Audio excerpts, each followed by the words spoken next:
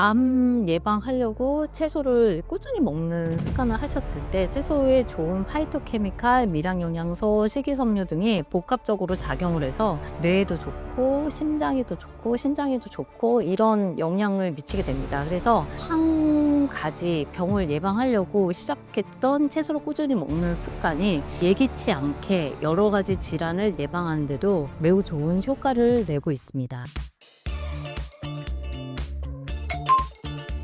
자기소개 부탁드립니다. 안녕하세요. 책 채소의 독식 저자 이정희입니다. 저는 현재 강남 세브란스에서 근무하고 있고요. 가까운 친구의 죽음으로 공부하게 된 채소의 독식, 암 투병하는 친구의 죽음을 계기로 식습관을 집중적으로 연구하게 됐습니다. 그 결과를 책 한 권으로 엮어냈습니다. 지금 제가 전공의 수련할 때랑 수술 연령이, 특히 암 수술 연령이 너무나 다양하게 퍼져 있다는 것입니다. 제가 이제 충격적으로 이제 봤었던 예화를 말씀드리면, 저희 이제 병원이 갑상선 암으로 굉장히 유명하기 때문에 전국에서 환자분이 오시는데요. 중학생 친구가 갑상선 암을 진단받고 수술한 적이 있었습니다. 굉장히 충격을 받았던 적이 있었고요. 중학생이 갑상선 암을 앓는다는 게 다른 의료진들도 되게 생소한 일이었기 때문에 여기저기 병원에서 다니면서 검진을 받았었는데 역시 암으로 판별돼서 수술한 경우가 있었습니다. 근데 외과 교수님께서 "초등학생도 수술을 받은 적이 있다." 이렇게 말씀하셔서 정말 놀랐던 적이 있고요.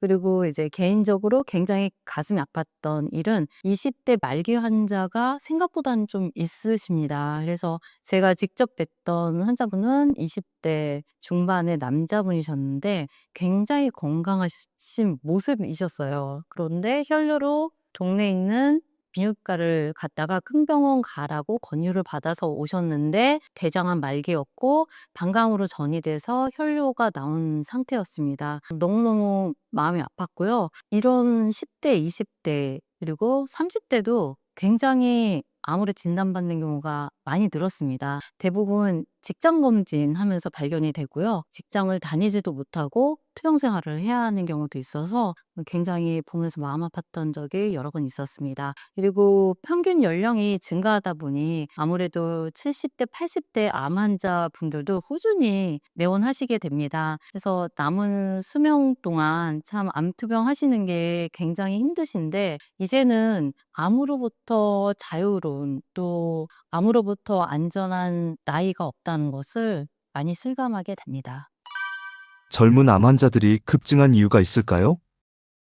네, 저뿐만 아니라 많은 의료진들이 생각하시는 부분이 생활 습관의 변화가 가장 큰 원인으로 주목되고 있습니다. 특히 식생활의 급진적인 변화가 그 원인 중에 하나로 꼽히고 있는데요. 사실 저희 뭐 1950년대, 60년대는 보릿고개라는 말이 있을 정도로 먹을 것이 정말 귀한 시대였습니다. 그때는 가공식품도 거의 없었고요. 정말 매일 어머니들이 시장에서 장 보시고 끼니를 한 끼니 한 끼니 이렇게 나물이랑 된장국 끓여 가지고 준비해 주셨던 시절이었는데요. 산업화가 이제 고도로 진행되면서 많은 식품들이 공장에서 가공돼서 식탁에 오르는 실정입니다. 거기에는 이제 초가공식품의 여러 가지 첨가물들이 지금 독소 논란에서 자유롭지 않거든요. 그리고 트랜스 지방, 그리고 우리가 쓰는 뭐 향수뿐만 아니라 뭐 세제부터 시작해 가지고 각종 생활용품들이 사실은 이전에는 없던 물질들이 되게 많이 첨가돼 있습니다. 그래서 우리 몸의 해독 기능은 제한이 있고 용량이 정해져 있는데 이 해독 시스템을 넘어가는 여러 가지 환경 물질과 음식들이 급속도로 유입되면서 해독 시스템을 넘어서는 상황이 되는 거죠. 거기에다가 굉장히 심해지고 있는 미세먼지와 미세 플라스틱 등도 결코 자유롭지 못한 상황입니다.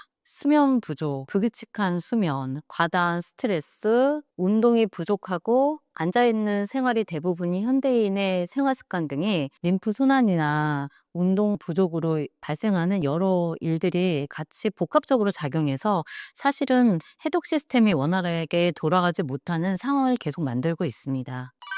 본격적으로 암을 공부하게 된 계기는 무엇인가요? 저는 이제 결정적인 계기가 하나 있는데요. 유방암 투병하던 친구가 초등학생 어린 딸을 두고 세상을 떠나게 되었습니다. 그 장례식장에서 어린 딸을 안아주면서 제가 너무나 우울했었고, 그리고 한동안 그 우울감이 지속됐었는데, 그러다가 친구가 생전에 남긴 질문을 떠오르게 됩니다. 그 친구는 암 투병 중에 너무 몸이 힘든데 식습관을 다시 공부할 수밖에 없었다고 이야기하면서 저를 정면으로 보면서 "넌 의사지 않냐. 하지만 나에게 무엇을 먹어야 좋을지 이야기해 주는 사람이 아무도 없었다."라는 이야기를 했었습니다. 그 질문이 저에게 굉장히 묵직하게 다가왔었고, 저 또한 친구처럼 언제 아이들을 두고 세상을 떠날지 모른다는 두려움이 있었고, 과연 좋은 식습관이란 무엇인가, 그리고 죽음이 두렵지 않는 건강한 식단이란 무엇인가에 굉장히 많은 의문과 고뇌를 했었습니다. 그래서 많이 연구하게 됐고요.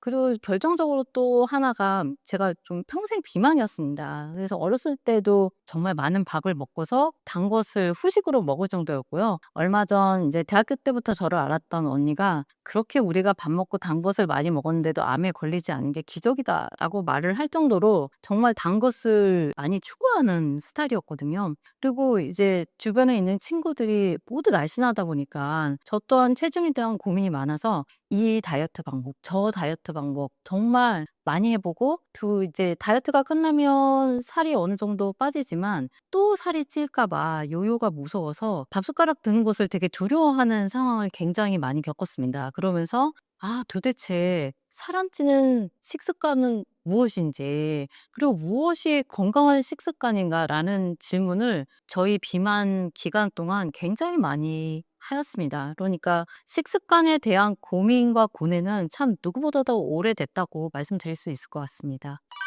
본격적인 음식 공부를 하면서 알게 된 것이 있으신가요? 제가 공부를 해 보니까 식습관에 대한 연구가 정말 많이 돼 있다는 사실을 깨달았고요. 그리고 정말 다양한 주장이 있다는 것을 알게 됐어요. "이 식단이 좋다. 저 식단이 좋다." 연구자마다 각기 주장하는 게 너무 많이 달랐고, 그리고 식습관의 방향도 어떻게 보면 정반대의 이야기를 하는데 효능도 이제 서로 좋다고 얘기하는 부분을 되게 많이 발견했어요. 그래서 제가 그걸 보면서 '의사인 저도 이렇게 판별하기가 힘든데 일반인들은 정말 너무 힘들겠구나.'라는 생각이 들었었고요. 그러다가 이제 암 환자분들이 암 진단을 받으면 식습관을 완전히 바꾸게 되는 것에 주목을 하게 됩니다. 왜냐면 이제 고혈압, 당뇨 같은 만성 질환은 당장 돌아가시질 않거든요. 위기감이 좀 덜하고 충격은 받으시지만 '아 내가 좀 바뀌면 되겠지. 약 먹으면 괜찮겠지.' 이렇게 생각을 하세요. 근데 암은 완전히 다른 분야거든요. 암을 딱 진단받으면 환자분들이 '나 이제 죽는구나. 죽을 수 있다.' 이렇게 이제 정말 생각하시고,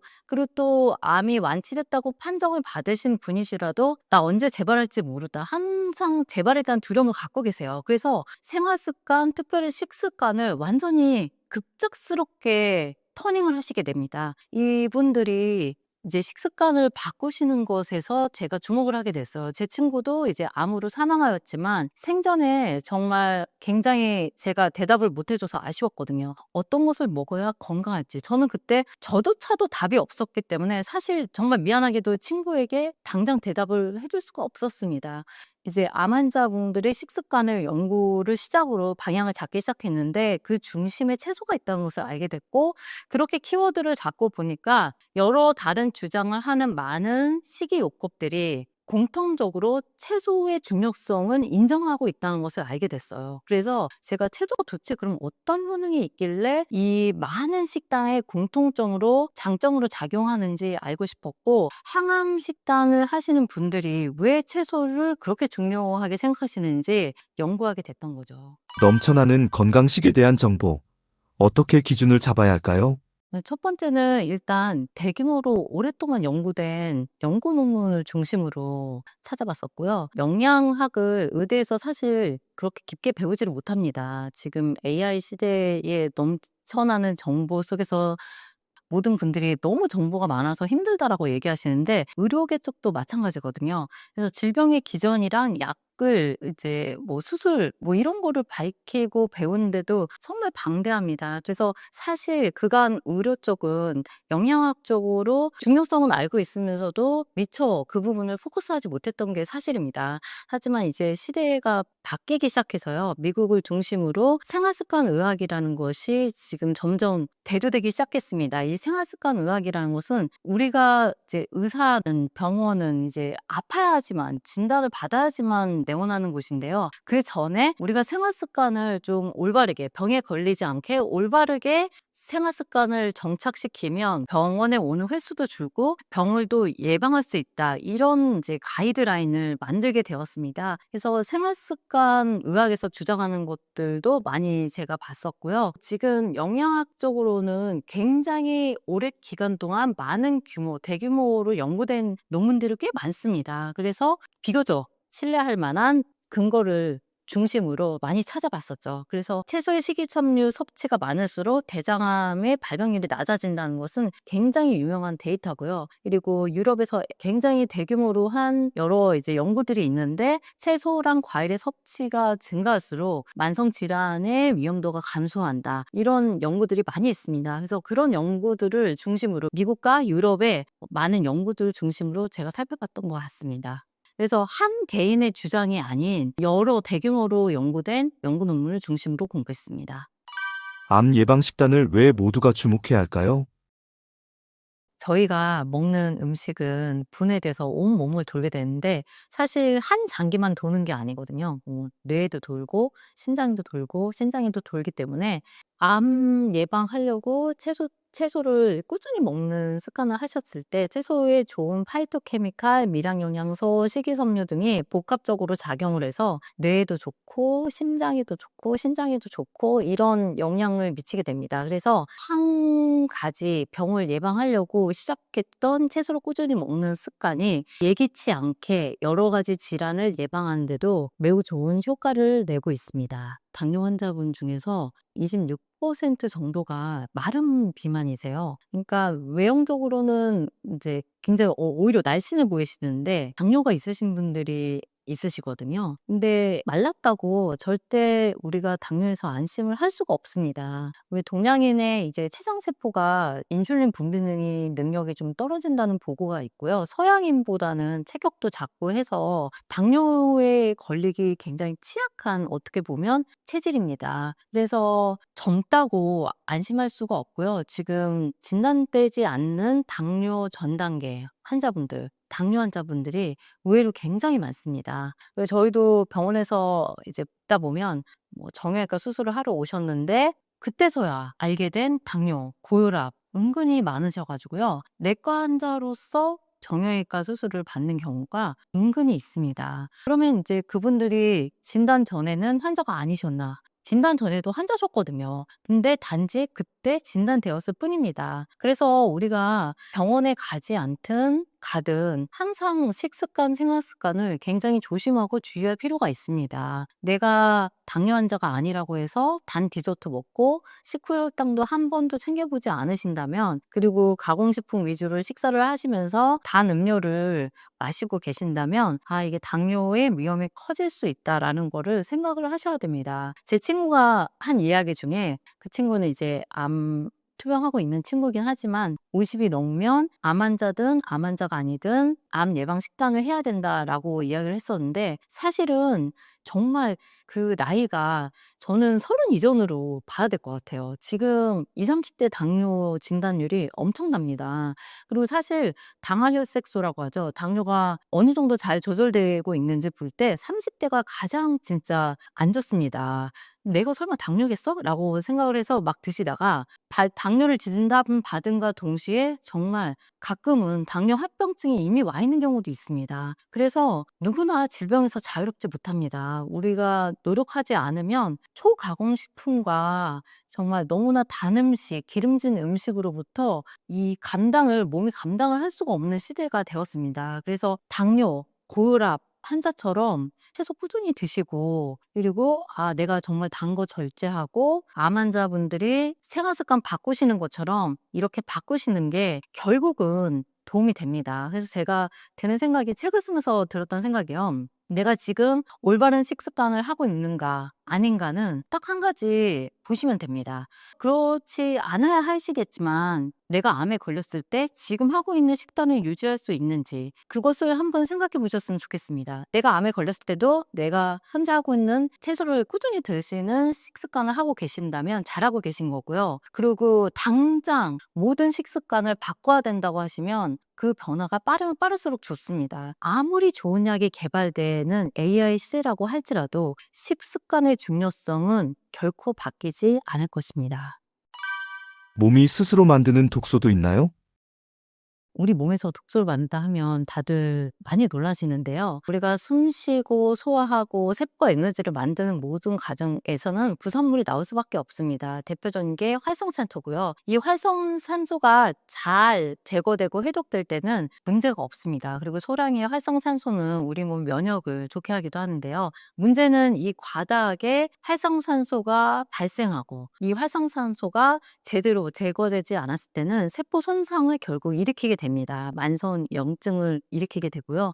산화 스트레스라고 하는데 이 산화 스트레스를 일으키는 것이 정말 많습니다. 우리가 먹는 초강공식품들도 산화 스트레스를 일으키고 그리고 짜증내고 불안하고 이런 심리적인 상태도 산화 스트레스를 증가하게 됩니다. 불규칙한 수면, 운동 부족 이 모든 것이 이 산화 스트레스를 증가하는 원인이 되는데요. 정말 자신의 해독 시스템이 한계를 넘어가지 않았나 이것을 좀 볼 필요가 있습니다. 충분히 잠을 주무시는지, 식습관을 잘하고 계시는지, 그리고 스트레스 조절을 잘하고 계시는지, 운동을 규칙적으로 잘하고 계신지 이 모든 것이 만성 질환을 일으키는 만성염증을 예방하는 좋은 습관이 됩니다. 일상 속 최악의 독소는 어떤 것들이 있나요? 너무나 유명한 예는 담배 연기를 꼽을 수가 있죠. 금연을 하시는 분이더라도 가족 중에 흡연을 하시는 분이 있거나 아니면 길거리에 이제 흡연하시는 분들 모여서 하시는데 그 곳을 지나가기만 해도 사실 간접 흡연에 폐해가 발생합니다. 그래서 사실 흡연만큼 많은 암과 관련돼서 연구 논문이 나온 독소는 아마 없을 것 같습니다. 금연 반드시 하셔야 되고요. 두 번째는 이제 가공육 이야기가 계속 끊임없이 나오고 있습니다. 우리가 섭취하는 모든 음식물은 독소가 되기도 하고 그다음에 해독 작용을 하기도 하는데요. 대표적인 독소가 가공육, 초가공식품, 트랜스지방 이 외에도 정말 많지만 우리가 입으로 섭취할 수 있는 많은 것들이 사실은 건강해 보이지만 결코 건강하지 않는 모습으로 대사됩니다. 그래서 슈퍼를 가보시면 한쪽은 정말 딱 보자마자 무엇인지 알 수 있는 식품이 있잖아요. 뭐 예를 들면 이게 딱 무다, 배추다, 고구마다 이런 식품이 사실 해독을 하는 식품이고요. 우리가 이제 반대편에 공장에서 나온 식품들, 영양 성분표가 있고 비닐로 쌓여져 있어서 저희가 일일이 확인해야 되는 식품들은 사실은 그 안에 있는 많은 첨가물들이 우리가 결국 우리 몸이 해독해야 할 독소로 작용합니다. 제가 인상 깊게 들었던 이야기 중에 부엌에서 없는 재료들이 있는 식품은 최소한 하라고 이제 들었는데 그게 정말 지혜로운 이야기라는 생각이 들어요. 발음하기 어려운 첨가물들이 많은 곳은 결코 몸에 좋지 않습니다. 그리고 이 외에도 저희가 이제 미세먼지를 이야기를 안 할 수가 없어요. 이 미세먼지 사실 되게 무심하신 분들이 많은데 지금 미세먼지에 대한 연구 논문이 계속해서 나오고 있습니다. 미세먼지는 결국 이제 염증을 일으켜서 뇌에도 똑같이 염증을 일으켜서 치매랑도 관련이 있다는 논문이 요즘 계속 나오고 있거든요. 그래서 치매 굉장히 두려워하시지만 미세먼지랑 연관이 있다는 생각은 미처 못하실 텐데요. 결국 이런 미세먼지 같은 독소가 만성염증을 일으키고 뇌신경세포도 예외가 아닙니다. 그래서 결국은 치매와 연관이 있다는 논문들이 지금 나오고 있고 미세 플라스틱 또한 굉장히 지금 논란에서 자유롭지가 못합니다. 근데 우리가 미세 플라스틱 굉장히 많이 마시고 있거든요. 생수 위에 있는 페트병에 있는 미세 플라스틱도 굉장히 많고요. 카페에 가셔가지고 티백으로 우려 드시는 모든 것들 다 미세 플라스틱 굉장히 많이 녹아나오는 것입니다. 사실 모르시고 드시든 아시고 드시든 그 독서에서는 자유롭지 못한 거거든요. 그렇다고 이제 입차를 카페에서 우리기는 참으로 어렵고 해서 어쩔 수 없이 마시는 경우가 많은데요. 알고 마시는 독서도 많지만 사실 모르고 먹고 마시는 독서가 훨씬 많다고 보시면 됩니다. 방향제 같은 것도 결코 논란에서 자유롭지가 않습니다. 이런 것도 이제 환경 호르몬이라고 하는데 우리 몸의 내분비계에 교란을 일으켜서 내분비계를 이제 영향을 주기도 하고요. 우리가 쓰는 생활용품들 많은 부분들이 사실은 자연계에 존재하지 않는 것을 생활 편리를 위해서 만든 것들이 많습니다. 물론 안 쓸 수는 없지만 좀 최소한으로 하시는 게 좀 바람직하다고 생각합니다. 독소를 줄이기 위해 가장 먼저 끊어야 할 것은 무엇인가요?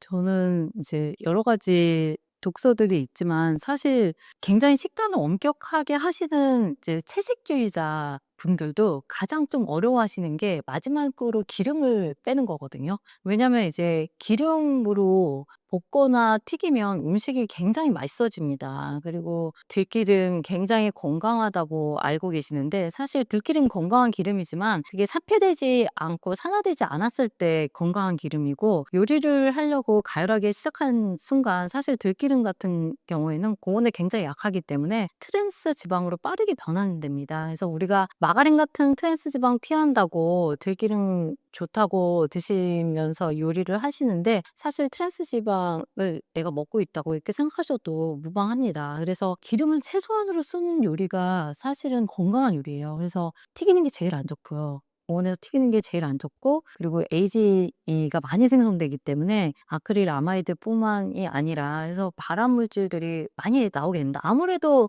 고온에서 음식을 하다 보면 기름도 변형이 될 수밖에 없는 거고요. 맛은 있지만 건강에 좋지 않은 경우가 굉장히 많습니다. 그래서 요리 방법에 따라서 얼마든지 트랜스 지방의 변화는 막을 수 있는데요. 튀기고 이제 볶는 요리보다는 찌는 요리가 건강에는 더 좋다고 말씀드리고 싶어요. 채소가 부족한 식단은 왜 나쁜가요?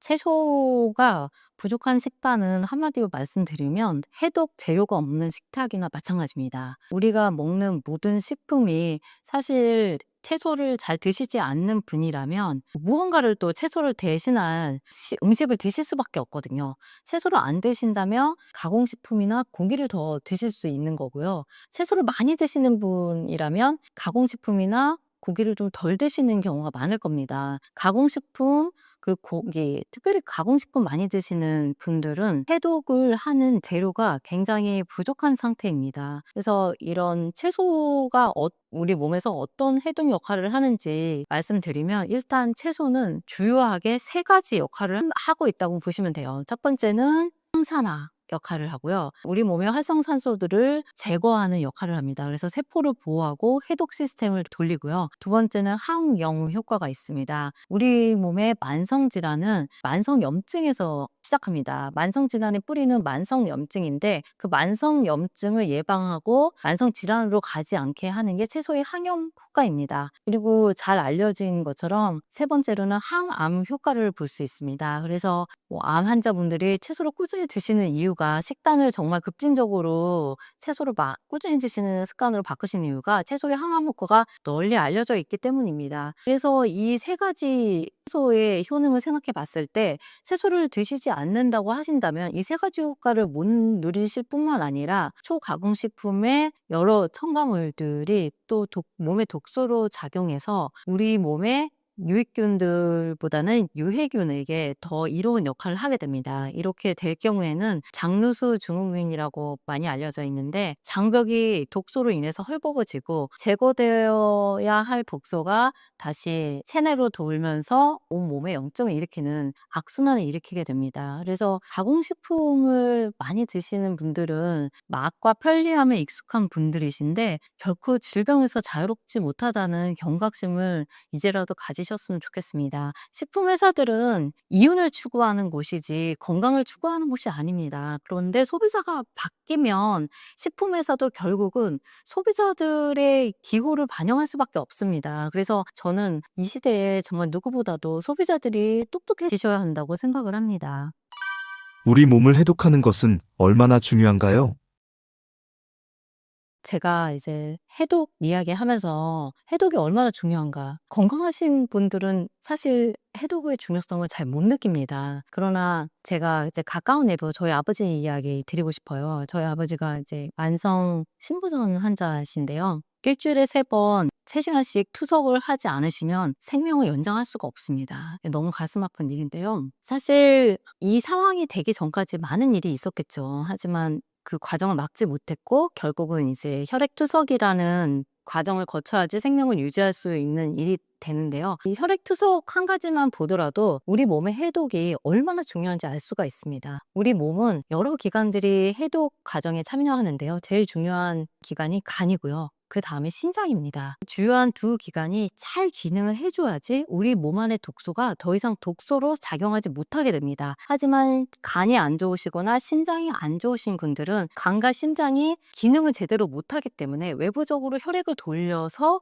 다시 독소를 제거하고 맞춰서 다시 넣어야 되는 이 상황을 겪는 일이거든요. 그래서 건강하실 때 간과 신장이 해독 시스템을 원활히 돌리고 있기 때문에 건강하시다고 생각하시면 돼요. 아, 독소 뭐 그게 뭐 얼마나 중요하겠어 해도 뭐 당연히 하는 거지 하고 실감이 안 나실 텐데요. 만성 신부전이나 간경화를 딱 진단받으시면 아, 우리 몸이 얼마나 정말 말없이 한계에 치에 이를 때까지 묵묵히 기능을 하고 있었나. 그리고 해독이 되지 않을 때 당장 돌아가실 수 있구나라는 걸 정말 깨닫게 될 것 같습니다.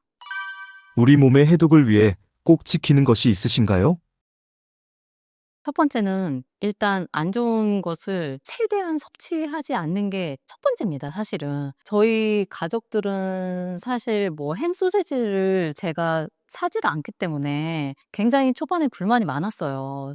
요새는 급식에서도 햄 소시지가 굉장히 많이 나오고, 그리고 심지어 이제 건강한 베이커리를 지향하는 카페에서도 채소와 함께 햄 베이컨이 굉장히 많이 들어가 있습니다. 그래서 제 친구 한 명이 자기는 부대찌개도 먹지 않는데 햄 소비가 되게 많아서 "왜 그런가?" 봤더니 "샌드위치였다." 이렇게 말할 정도였거든요. 일단 햄 소시지는요, 1급 발암물질로 규명되어 있습니다. 이미 결과가 나온 식품이고요. 너무나 흔하지만 사실은 건강에 명백히가 안 좋고 꼭 굳이 드셔야 할 이유도 없습니다. 햄 소시지 같은 가공육을 아이들이 또 입맛이 없다고, 또 이제 가족이 입맛이 없다고, 너무 사실 뭐 치트키나 마찬가지거든요. 그냥 볶으면 되니까, 넣으면 되니까 풍미가 확 올라가고 식감도 좋고 한데 사실은 건강에 좋지 않아서 추천드리지 않고요. 웬만하면 튀긴 음식을 좀 자제합니다. 튀긴 음식이 참 맛있죠. 맛있는데 저희도 뭐 특식으로 치킨 시켜 먹고 그런 날들이 정말 많았거든요. 결국은 고온의 기름은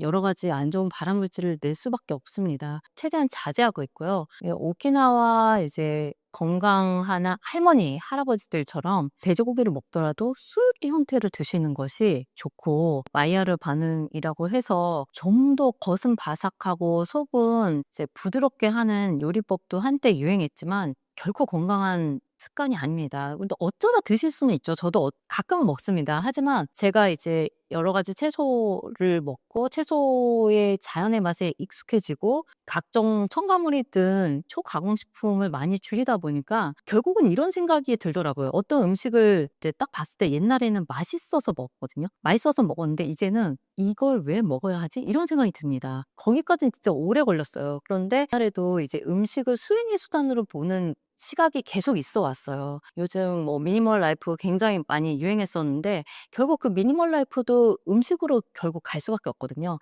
자기를 생각하고 그다음에 자신의 라이프를 돌아보게 합니다. 우리가 편하고 익숙하다는 이유로 그냥 쉽게 쉽게 음식을 드시다 보면 그 식물이 가지고 있는 고유의 기능을 많이 생각을 못 하게 됩니다. 저는 이제 결국 그런 단계까지 갈 수 있다고 생각하고요. 음식과 나의 관계, 그리고 그런 것을 더 넘는 분들이 있죠. 제가 뭐 한 살님 이제 시작하셨던 분들, 그분들은 진짜 땅의 생물체까지도 생각하신 분들이니까 감히 제가 비교할 수는 없습니다. 근데 그런 분들이 눈물과 노력과 희생이 있었기 때문에 오늘날 우리가 좀 많이 각성하고 이러한 운동에 눈을 뜨게 된 것이 아닐까 싶습니다. 가공식품들, 그다음에 초가공식품들, 튀긴 음식들 이런 거 좀 조심하려고 하는 편이고요. 가끔은 먹지만 즐겨 먹진 않고 슈퍼에서 집지를 않습니다. 슈퍼에서 집을 때 '내가 왜 이걸 사야 되지?' 좀 이런 생각 많이 하는 편이에요. 이왕이면 농부분들 많이 도와주고 싶다는 생각이 많이 들어서 많은 채소들, 제철 채소들 좀 비싸더라도 때로는 진짜 유기농 사고요. 좀 시들어가는 채소들 그냥 막 바구니에서 막 일부러 좀 담아 오고 요리하고 뭐 바로 요리하면 괜찮으니까요. 그런 식으로 채소 소비를 의식적으로 꾸준히 하게 됩니다. 근데 결국은 이제 책의 어른의 맛이라는 책에서도 제 공감한 부분이 참 많았었는데요. 봄이 되면 몸이 원합니다. 제철 채소를, 제철 나물을 원하고 냉이 된장국을 원하고 달래 오이 무침 먹고 싶고 자연스러운 몸의 필요에 의한 변화를 좀 느끼게 되는 것이 중년의 나이가 아닐까 싶습니다. 해독 주스는 정말 건강에 좋을까요? 해독 주스 정말 많이 드시는데요. 제가 만들어 보니까 생각보다 좀 귀찮더라고요. 정말 부지런히 만드시는 분들은 정말 대단하시고 제가 존경합니다. 이게 끼가 될 수가 없으니까 사실은 이렇게 막 부지런히 하지 않게 되더라고요. 이왕이면 그냥 한 번 한 끼니를 해결할 수 있는 노력이 좋지 저 같은 경우에는 일부러 마시지 않게 되고 저도 아침에는 사실 간단하게 차만 마시기 때문에 아침에 해독 주스 너무 좋은 습관인데 귀찮더라고요. 사실은 귀찮아 가지고 해독 주스 마시는 분들 너무 추천드리고요. 그래서 제가 이제 아시는 한 분은 해독 주스를 부지런히 인스타에 올리시다가 사업을 하시는 분들까지도 제가 몇 분 봤었어요.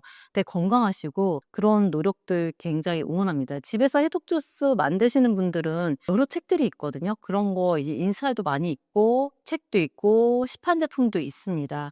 맛이 천차만별이에요. 애들 같은 경우에는 처음 시도하기는 좀 쉽지 않은 것 같아요. 하지만 건강에는 정말 좋습니다. 근데 해독 주스가 그냥 단기간에 걸치면 별로 의미가 없고요. 최소 꾸준히 시작하는 단계로서는 정말 좋은 것 같습니다. 그리고 간단하게 소를 섭취하기에는 정말 좋고 제 또 지인이 정말 놀라운 예가 있는데요. 제 주변에 좀 여러 또 배울 만한 분들이 있어서 제가 많이 배우는데 한 분은 중학교 2학년 때부터 남자분입니다 심지어. 중학교 2학년 때부터 어머니께 "야채수가 좋다." 그러니까 채소수죠. "야채수가 좋다." 그 이야기를 듣고서 30 중반이 지금까지도 꾸준히 매일 채소 주스를 시중에 파는 거를 유기농 거를 사서 드시고 계신 분이 있습니다. 정말 경이로운 사례인데요. 이런 습관도 매우 좋은 것 같아요. 왜냐면 채소에 대한 끈을 놓지 않는 거거든요. 채소에 대한 끈을 놓지 않는 게 해독 주스든 해독 스프든 채소찜이든 어느 것이든 좋습니다. 그분들은 채소의 중요성을 알고 계신 분들이기 때문에 저는 적극 추천하고 격려드리고 싶습니다. 그리고 이제 제가 제 책도 채소 해독식이라고 했지 채소 과일 해독식이라고는 쓰지 않았거든요. 그래서 과일과 채소는 좀 다르게 보셨으면 좋겠어요. 채소를 정말 즐겨서 드시는 분들은 그렇게 많지 않은데 과일을 즐겨서 드시는 분들이 굉장히 많습니다. 과일이 지금 당도 경쟁을 하고 있거든요. 참외도 지금 일정 이상 브릭스 당도를 넘지 않으면 출고조차 되지 않는 상황입니다. 많은 분들이 과일을 건강해서 드시기보다 맛있어서 드시거든요. 달기 때문에 드시고. 그래서 혈당을 많이 올립니다. 그리고 과당은 특별히 간에서 중성지방으로 합성되기 때문에 지방간의 원인이 될 수도 있습니다. 그래서 지방간은 또 인슐린 저항성을 또 유발하기 때문에 과일은 좀 채소와 다르게 양을 좀 조절하실 필요가 있고요. 그리고 채소 해독 주스 너무 맛이 없다고 과일을 이제 많이 갈아 드시면 혈당이 많이 오를 수가 있습니다. 입자가 가늘수록 혈당을 많이 올립니다. 그래서 섬유질 섭취를 위해서라면 이제 통째로 갈아서 드시고 즙만 내서 드시는 것은 권하지를 않습니다. 몸속 독소를 쫙 빼는 방법이 있나요? 제가 이제 제 책의 서문에 5가지 건강을 위해서 5가지가 중요하다. 서로 협력하는 게 중요하다고 말씀드렸는데요. 첫 번째로 꼽은 것이 식습관이고요. 두 번째 운동, 세 번째 수면, 네 번째 마음 챙김, 5가지 인간관계였어요. 그래서 이 5가지가 서로 영향을 주고받습니다. 근데 좋은 영향을 주고받기도 하고 나쁜 영향을 주고받기도 해요. 그래서 악순환을 돌기도 하고 선순환을 돌기도 합니다. 식습관이 정말 가장 기본이 되지만 채소만 많이 정말 꾸준히 먹었는데 내가 암에 걸렸다 하시는 분들 여성분들 많으시거든요. 근데 그런 분들은 굉장히 오랜 기간 과도한 스트레스에 노출돼 있고 잠도 불규칙적으로 주무시는 분들이 꽤 있습니다. 반대의 경우도 마찬가지인데요. 그냥 가공식품 되게 좀 드시면서 운동 열심히 하는데 '왜 내가 암에 걸렸지?' 이런 분들도 있으세요. 이 5가지가 조화롭게 돌아갈 때 해독 시스템이 완성된다고 말씀드릴 수가 있어요. 식습관의 중요성은 제가 책에서도 여러 번 얘기했지만 채소를 꾸준히 먹는 식습관이 해독 시스템을 원활하게 돌리고요. 그리고 운동도 굉장히 중요합니다. 저는 이제 근력 운동과 유산소 운동을 2가지를 다 추천드리는데요. "아 그거 할 시간 없다."고 얘기하실 수 있는데 사실 운동의 중요성은 꾸준히 이야기되고 있는 부분이고요. 일단 근력 운동을 하면 근육이 생기죠. 근데 근육은 혈당을 조절하는 데 굉장히 중요한 역할을 합니다. 그리고 나중에 저희가 이제 뭐 30 대부터 근소실이 근감소가 시작되는데 운동을 꾸준히 근력 운동을 하시지 않으면 근감소가 점점 심해져서 나중에 보행장애까지 되고요.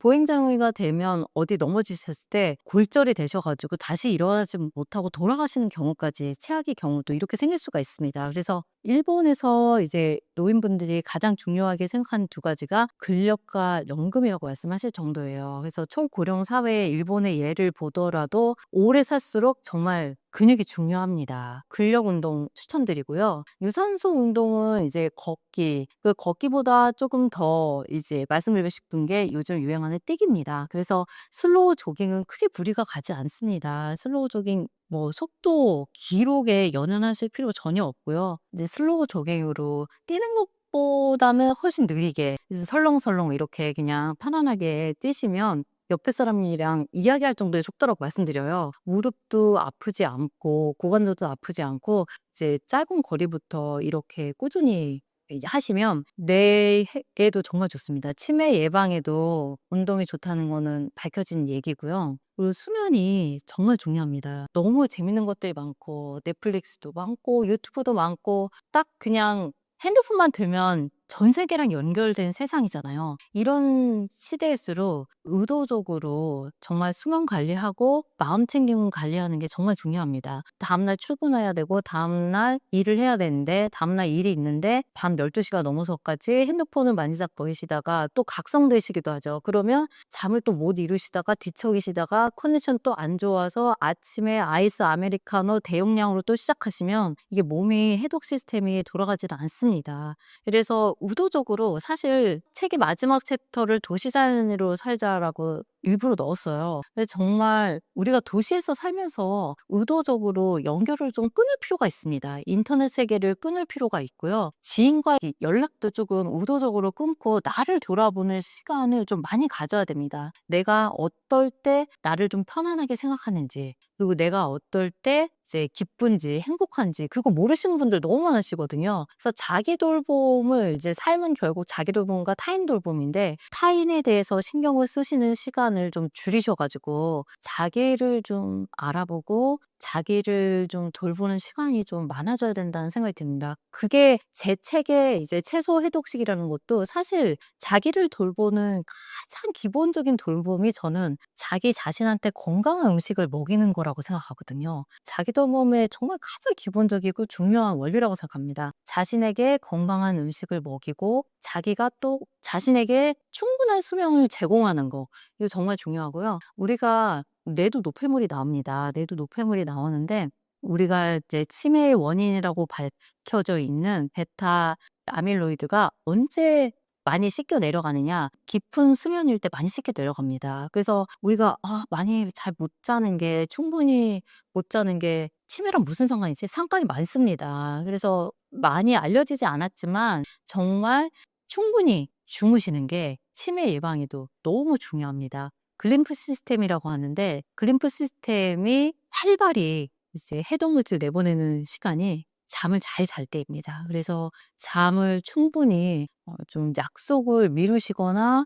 이제 약속을 하지 않으시더라도 자신을 잘 재우는 것이 중요성 말씀드리고 싶어요. 뭐 정말 친밀한 인간관계 제가 책에도 썼는데 그 부분이 되게 인상적이라고 하시는 분들이 많으시거든요. 방사능을 뿜는 것 같은 이제 관계를 하시는 분도 있어요.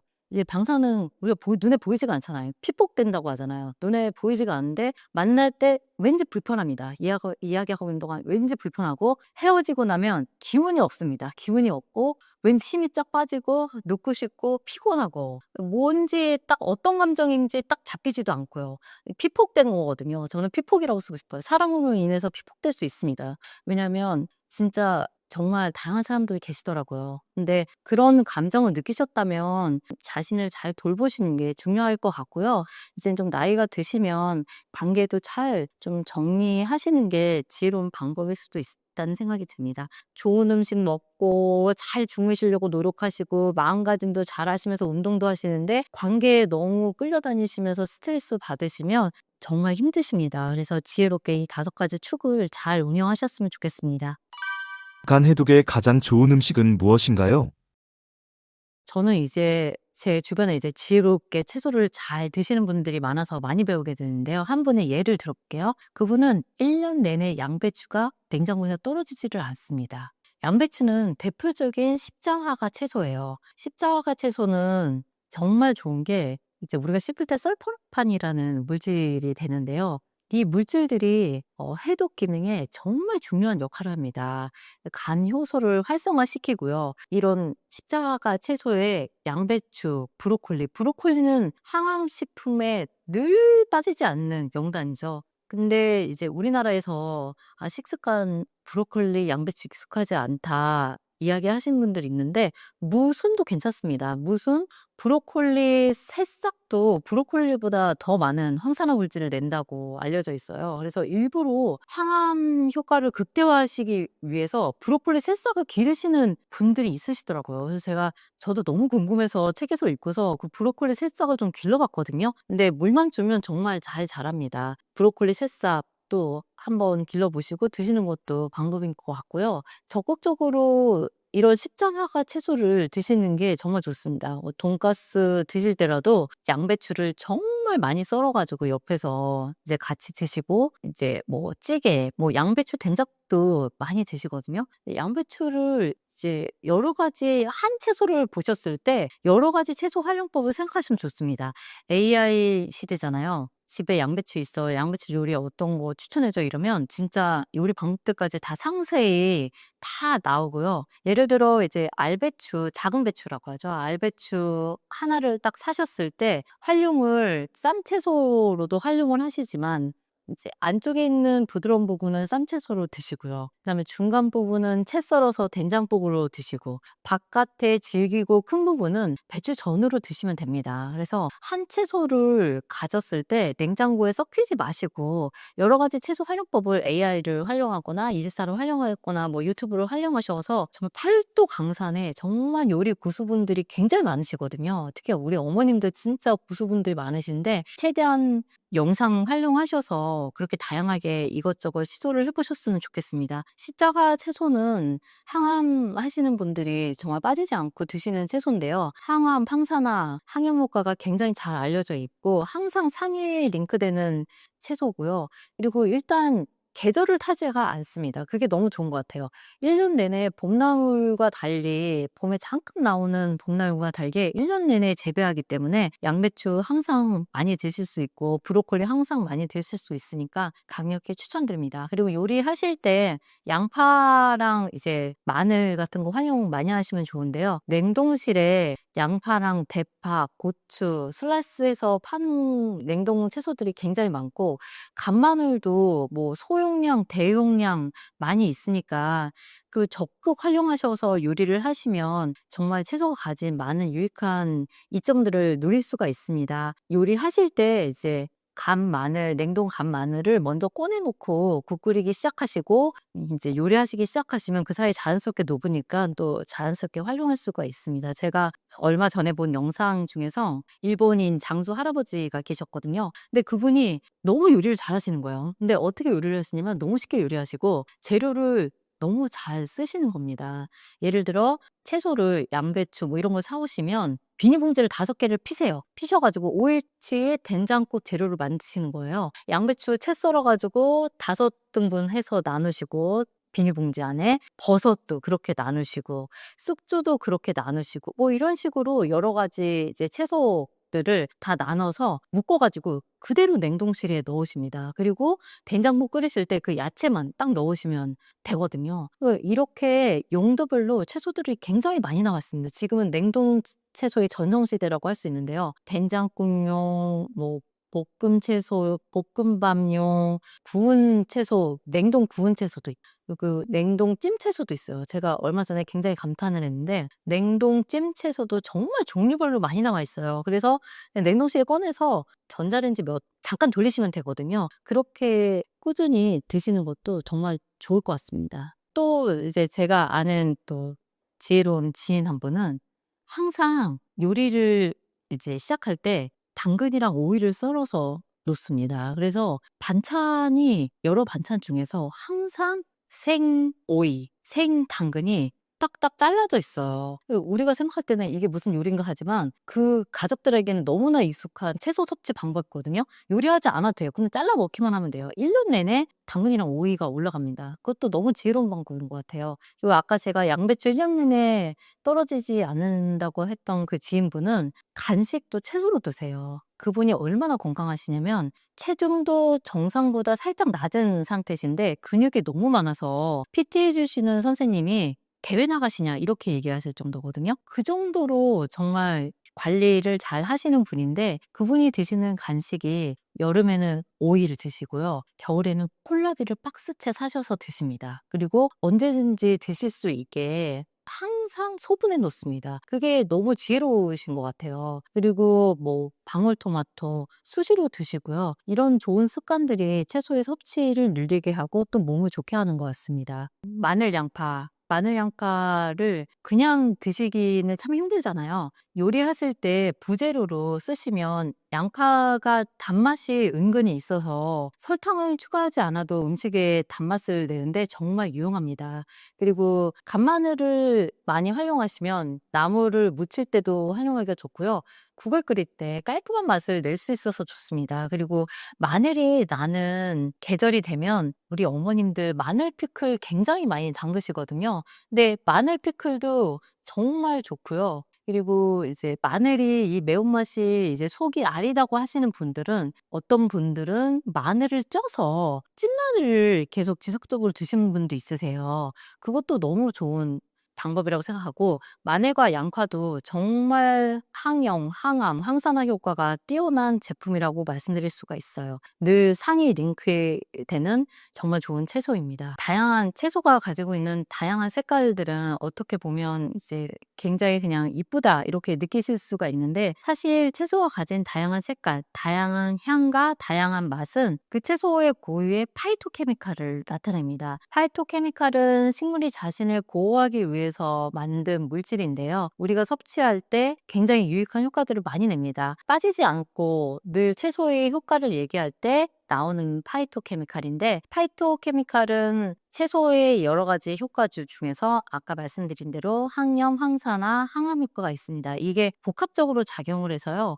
영양제보다 그 식품으로 섭취하는 경우에 그 효과를 극대화할 수가 있습니다. 그리고 채소가 가진 색깔이 내는 함유한 파이토케미칼의 종류가 다 달라요. 그래서 파이토케미칼을 여러 가지를 먹을 때 이 시너지적인 효과가 납니다. 그래서 여러 가지 색깔의 채소를 이제 요리할 때 색감도 이쁘지만 다양한 효과의 파이토케미칼을 여러 가지를 섭취할 수 있어서 이왕이면 한 가지 색깔의 채소보다는 우리가 채소하면 이제 초록색 채소를 보통 떠올리는데 당근 같은 주황색 채소, 파프리카, 홍고추 같은 빨간색 채소 다양하게 배합해서 요리를 하시면 보기도 좋고 맛도 좋고 다양한 파이토케미칼을 섭취할 수 있는 좋은 기회가 될 것 같습니다. 여러 가지 색깔들 대표적인 거 말씀드려 볼게요. 빨간색 채소는 이제 니코펜, 안토시아닌, 황산화, 항암 효과가 있다고 알려져 있고요. 뭐 토마토, 파프리카 다 좋습니다. 주황색 채소는 베타카로틴, 세포를 보호하고 면역을 강화하고 또 눈을 보호하는데 좋다고 많이 알려져 있습니다. 눈에 좋다고 당근 많이 드시는데요. 베타카로틴이 역할이 크기 때문입니다. 그리고 노란색 채소도 있죠. 우리가 뭐 시력 보호하는 루테인, 제아잔틴 같은 채소 있고 그래서 노란색 파프리카 일부러 많이 드시는 분들이 있습니다. 초록색 채소는 이제 아까 말씀드린 설포라판 대표적인 거, 인돌3 카비놀도 굉장히 좋은 파이토케미칼입니다. 뭐 호르몬 균형에도 좋고 그다음에 간해도 면역 조절에도 굉장히 뛰어난 효과를 발휘합니다. 보라색 채소 뭐 우리 보통 가지 많이 떠올리시는데요. 우리 한국에는 가지 요리가 많지 않지만 사실 지중해 남쪽에는 가지 요리 굉장히 많이 하십니다. 토마토랑 가지 요리 많이 하시는데 이 가지 요리는 안토시아닌 그다음에 레스베라트롤 같은 성분이 많아서 혈관도 보호하고 항염 작용도 한다고 알려져 있습니다. 많은 분들이 사실 장을 소화기관이라고 생각을 많이 하시는데 장은 굉장히 중요한 소화기관이기도 하지만 굉장히 중요한 또 면역기관이기도 합니다. 장이 면역기관이라고 이러면서 좀 의아해하실 텐데 장 내에 면역세포가 많이 살고 있습니다. 사실 생각해 보면 어떻게 보면 당연한 거일 수도 있는데요. 우리가 먹는 모든 음식이 사실 좋은 것만 들어오진 않잖아요. 그래서 장을 거치면서 장내 면역세포들이 이것을 감별을 하게 됩니다. 이 장내 세포들이 건강하게 잘 유지하려면 그 장 안에 살고 있는 균들이 이제 역할이 중요합니다. 우리 몸에 있는 장이 사실은 우리 몸의 세포 이상으로 수가 많습니다. 하나의 거대한 아마존이라고 비유해야 될까요? 거대한 생태계거든요. 이런 생태계에는 유익균과 유해균이 이제 살고 있는데요. 우리가 어떤 음식을 먹느냐에 따라서 유익균에게 유리하기도 하고 유해균에게 유리하기도 합니다. 좋은 채소 같은 음식을 먹었을 때는 유익균이 굉장히 좋아하죠. 그리고 발효를 해서 짧은 사슬 지방산이라는 물질을 내게 됩니다. 이 물질이 장벽을 튼튼하게 하죠. 그러면 장 누수 현상이 생기지가 않습니다. 독소가 이제 장을 지나서 거쳐서 빠져나가게 됩니다. 반대의 경우로 이제 우리가 채소를 많이 먹지 않고 초강식품 같은 식품을 많이 먹게 되면 유해균이 좋아합니다. 그래서 유해균이 득세를 하면서 이 장벽 사이가 헐거워지고 장누수분 증후군이라고 하는데 장벽이 헐거워지면서 독소가 빠져나가서 온 몸을 돌게 됩니다. 그래서 빠져나가야 할 독소가 나가지를 않고 몸을 돌게 되면서 염증을 일으키게 되는 거죠. 우리가 먹는 음식이 사실은 우리가 먹는 것 같지만 장내 세균도 같이 먹는 겁니다. 그래서 장내 세균에 대한 연구는 지금 매우 활발하게 이루어져 있고요. 얼마 전 약국에 갔더니 뚱보균, 날씬균 이렇게 이제 써져 있는 경우도 있었는데 이게 웬 뚱보균, 날씬균이지 얘기하실 수 있지만 쥐를 상대로 한 실험에서는 뚱뚱한 쥐에 있는 장내 세균을 날씬한 쥐에 이식했더니 뚱뚱해지더라 이런 연구가 꽤 있거든요. 아직 사람에서는 연구 중이지만 이 분야가 굉장히 활발하게 이루어지고 있습니다. 그래서 이제 얼마 지나지 않으면 장내 세균의 중요성에 대해서 굉장히 많이 알려질 거고요. 우리가 체질이 다르다고 하지만 장내 미생물의 구성이 사람의 지문만큼이나 굉장히 특이적입니다. 그래서 이 부분의 연구가 앞으로도 굉장히 활발할 거라고 생각이 되고 중요한 것은 우리가 어떤 음식을 먹느냐에 따라서 장내 미생물 균총과 수와 종류가 많이 달라지기 때문에 이걸 생각하시면서 채소를 꾸준히 잘 드셨으면 좋겠습니다. 유기농 채소가 좋은 건 알지만 확실히 가격 차이가 많이 나죠. 그래서 이제 슈퍼에 가셔서도 들었다 놨다 하는 것이 사실 유기농 채소입니다. 근데 아토피 자녀들이 기르고 있는 어머니들은 정말 실감을 많이 하실 거예요. 제가 제 책에도 썼지만 JYP 수장이시죠. 박진영 님이 비형 아토피로 엄청 고생하셨을 때 너무 이제 힘드시니까 정말 식품을 많이 연구하시게 된 거예요. 그래서 유기농 식품의 중요성을 깨달으시고 많이 고치셔 가지고 좋아진 후에 JYP 사옥에서 국내 사옥에서 1 년에 연간 뭐 몇십억이 드는데도 불구하고 유기농 식품으로 다 대체를 하셨거든요. 그래서 식당을 운영하고 계시는데 일단 뭐 아토피 심한 자녀분들 기르고 계신 분들은 굉장히 실감을 하십니다. 아토피 자녀들은요. 과자 조금만 먹어도 확 올라오거든요. 정말 이 초강식품의 유해성을 정말 잘 알고 계시는 부모님들이시다 보니까 식품 또한 되게 신중하게 고르게 됩니다. 그래서 저는 채소를 유기농이 아니더라도 일단 시작하시라고 말씀드리고 싶고요.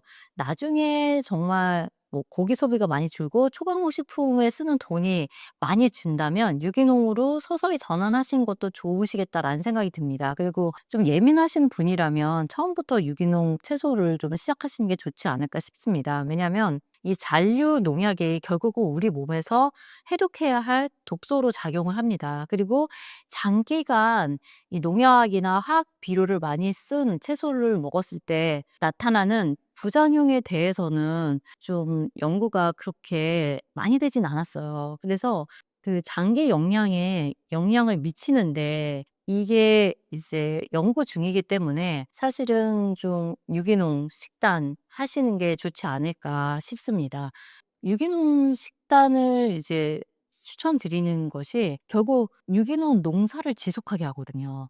농사 지으신 분들이 정말 유기농 진짜 힘든 거 아시는데 하시는 분들이거든요. 사명감 있으시고 정말 필요하다고 하시니까 하시는 거고요. 옛날에는 농약을 치다가 농약 중독이 많이 되셨어요. 정말 그런 힘든 과정을 겪으셨기 때문에 사명감을 가지고 채소를 기르시는 분들이기 때문에 이 농업을 결국 이분들이 농사를 지속하셔야지 저희가 또 좋은 식품을 먹을 수가 있는 거거든요. 그래서 그 노력에 대해서 응당 또 지불하시면서 몸을 좀 챙기시는 것도 유기농 산업을 지원하는 좋은 방법이 되지 않을까 싶습니다. 그리고 유기농 채소가 제철을 최대한 활용하시면 또 가격 경쟁이 좀 있거든요. 그래서 제가 제철 채소를 좀 많이 활용해 보시라고 한 게 유기농이라도 제철에 많이 생산되기 때문에 제철 채소를 이용하시면 가격 부담 조금 없습니다. 저도 제가 얼마 전에 이제 제주도에서 유기농 무 판로를 찾기 위한 이 운동에 동참을 했었는데요.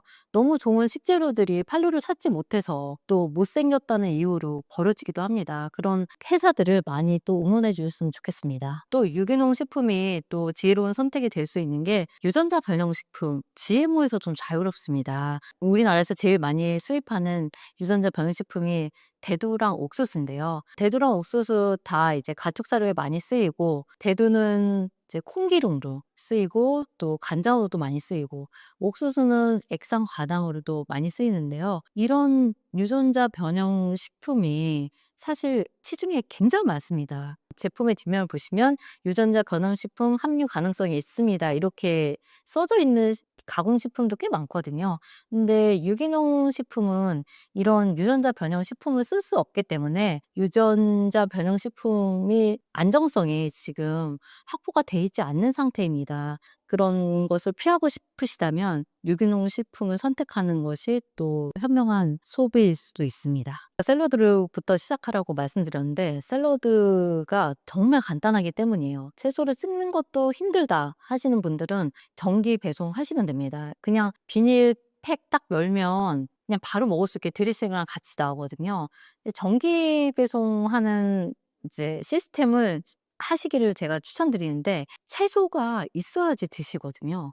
근데 채소를 이제 저희가 뭐 새벽 배송도 하고 얼마나 요즘 뭐 배송이 빠른지 깜짝 놀랄 정도인데요. 근데 이거 채소를 고르고 최저 비용을 또 채소 비용을 채우고 이렇게 하다 보면은 또 진이 빠져 가지고 주문 또 이번엔 안 하게 되고 이렇게 미뤄지는 경우가 종종 있습니다. 근데 일 주일에 한 번, 2 주에 한 번 이렇게 채소 배송 시스템을 정기 결제해 놓으면요. 그냥 알아서 채소가 와 있거든요. 그래서 알아서 채소가 와 있고 이제 채소도 요리 채소가 있고 쌈 채소가 있는데 쌈 채소 위주로 맨 처음에 시작하시면 됩니다. 샐러드 채소로 하시면 되고 또 한국의 쌈 채소가 향과 맛이 강해서 힘들다 그러면 유럽 채소, 유럽 샐러드 채소 배송해 주는 것도 많이 생겼으니까요. 유럽 채소로 좀 연한 맛으로 시작하시는 것도 방법입니다. 그래서 채소를 사셔서 씻어서 그냥 썰기만 하면 되니까요. 드레싱도 시중에 있는 드레싱 기름이 안 좋다 얘기가 많은데 저는 채소를 시작하는 단계에서 드레싱 활용도 추천드립니다. 좋은 방법이 될 수 있을 것 같아요. 맨 처음에는 드레싱 맛으로 채소를 드시다가 자신이 좋아하는 조합이 생깁니다. 화이트 발사믹이랑 올리브 오일 쓰시다가 이제는 드레싱이나 뭐 오일 없이 채소 그 자체의 맛을 즐기는 단계까지 갈 수 있거든요.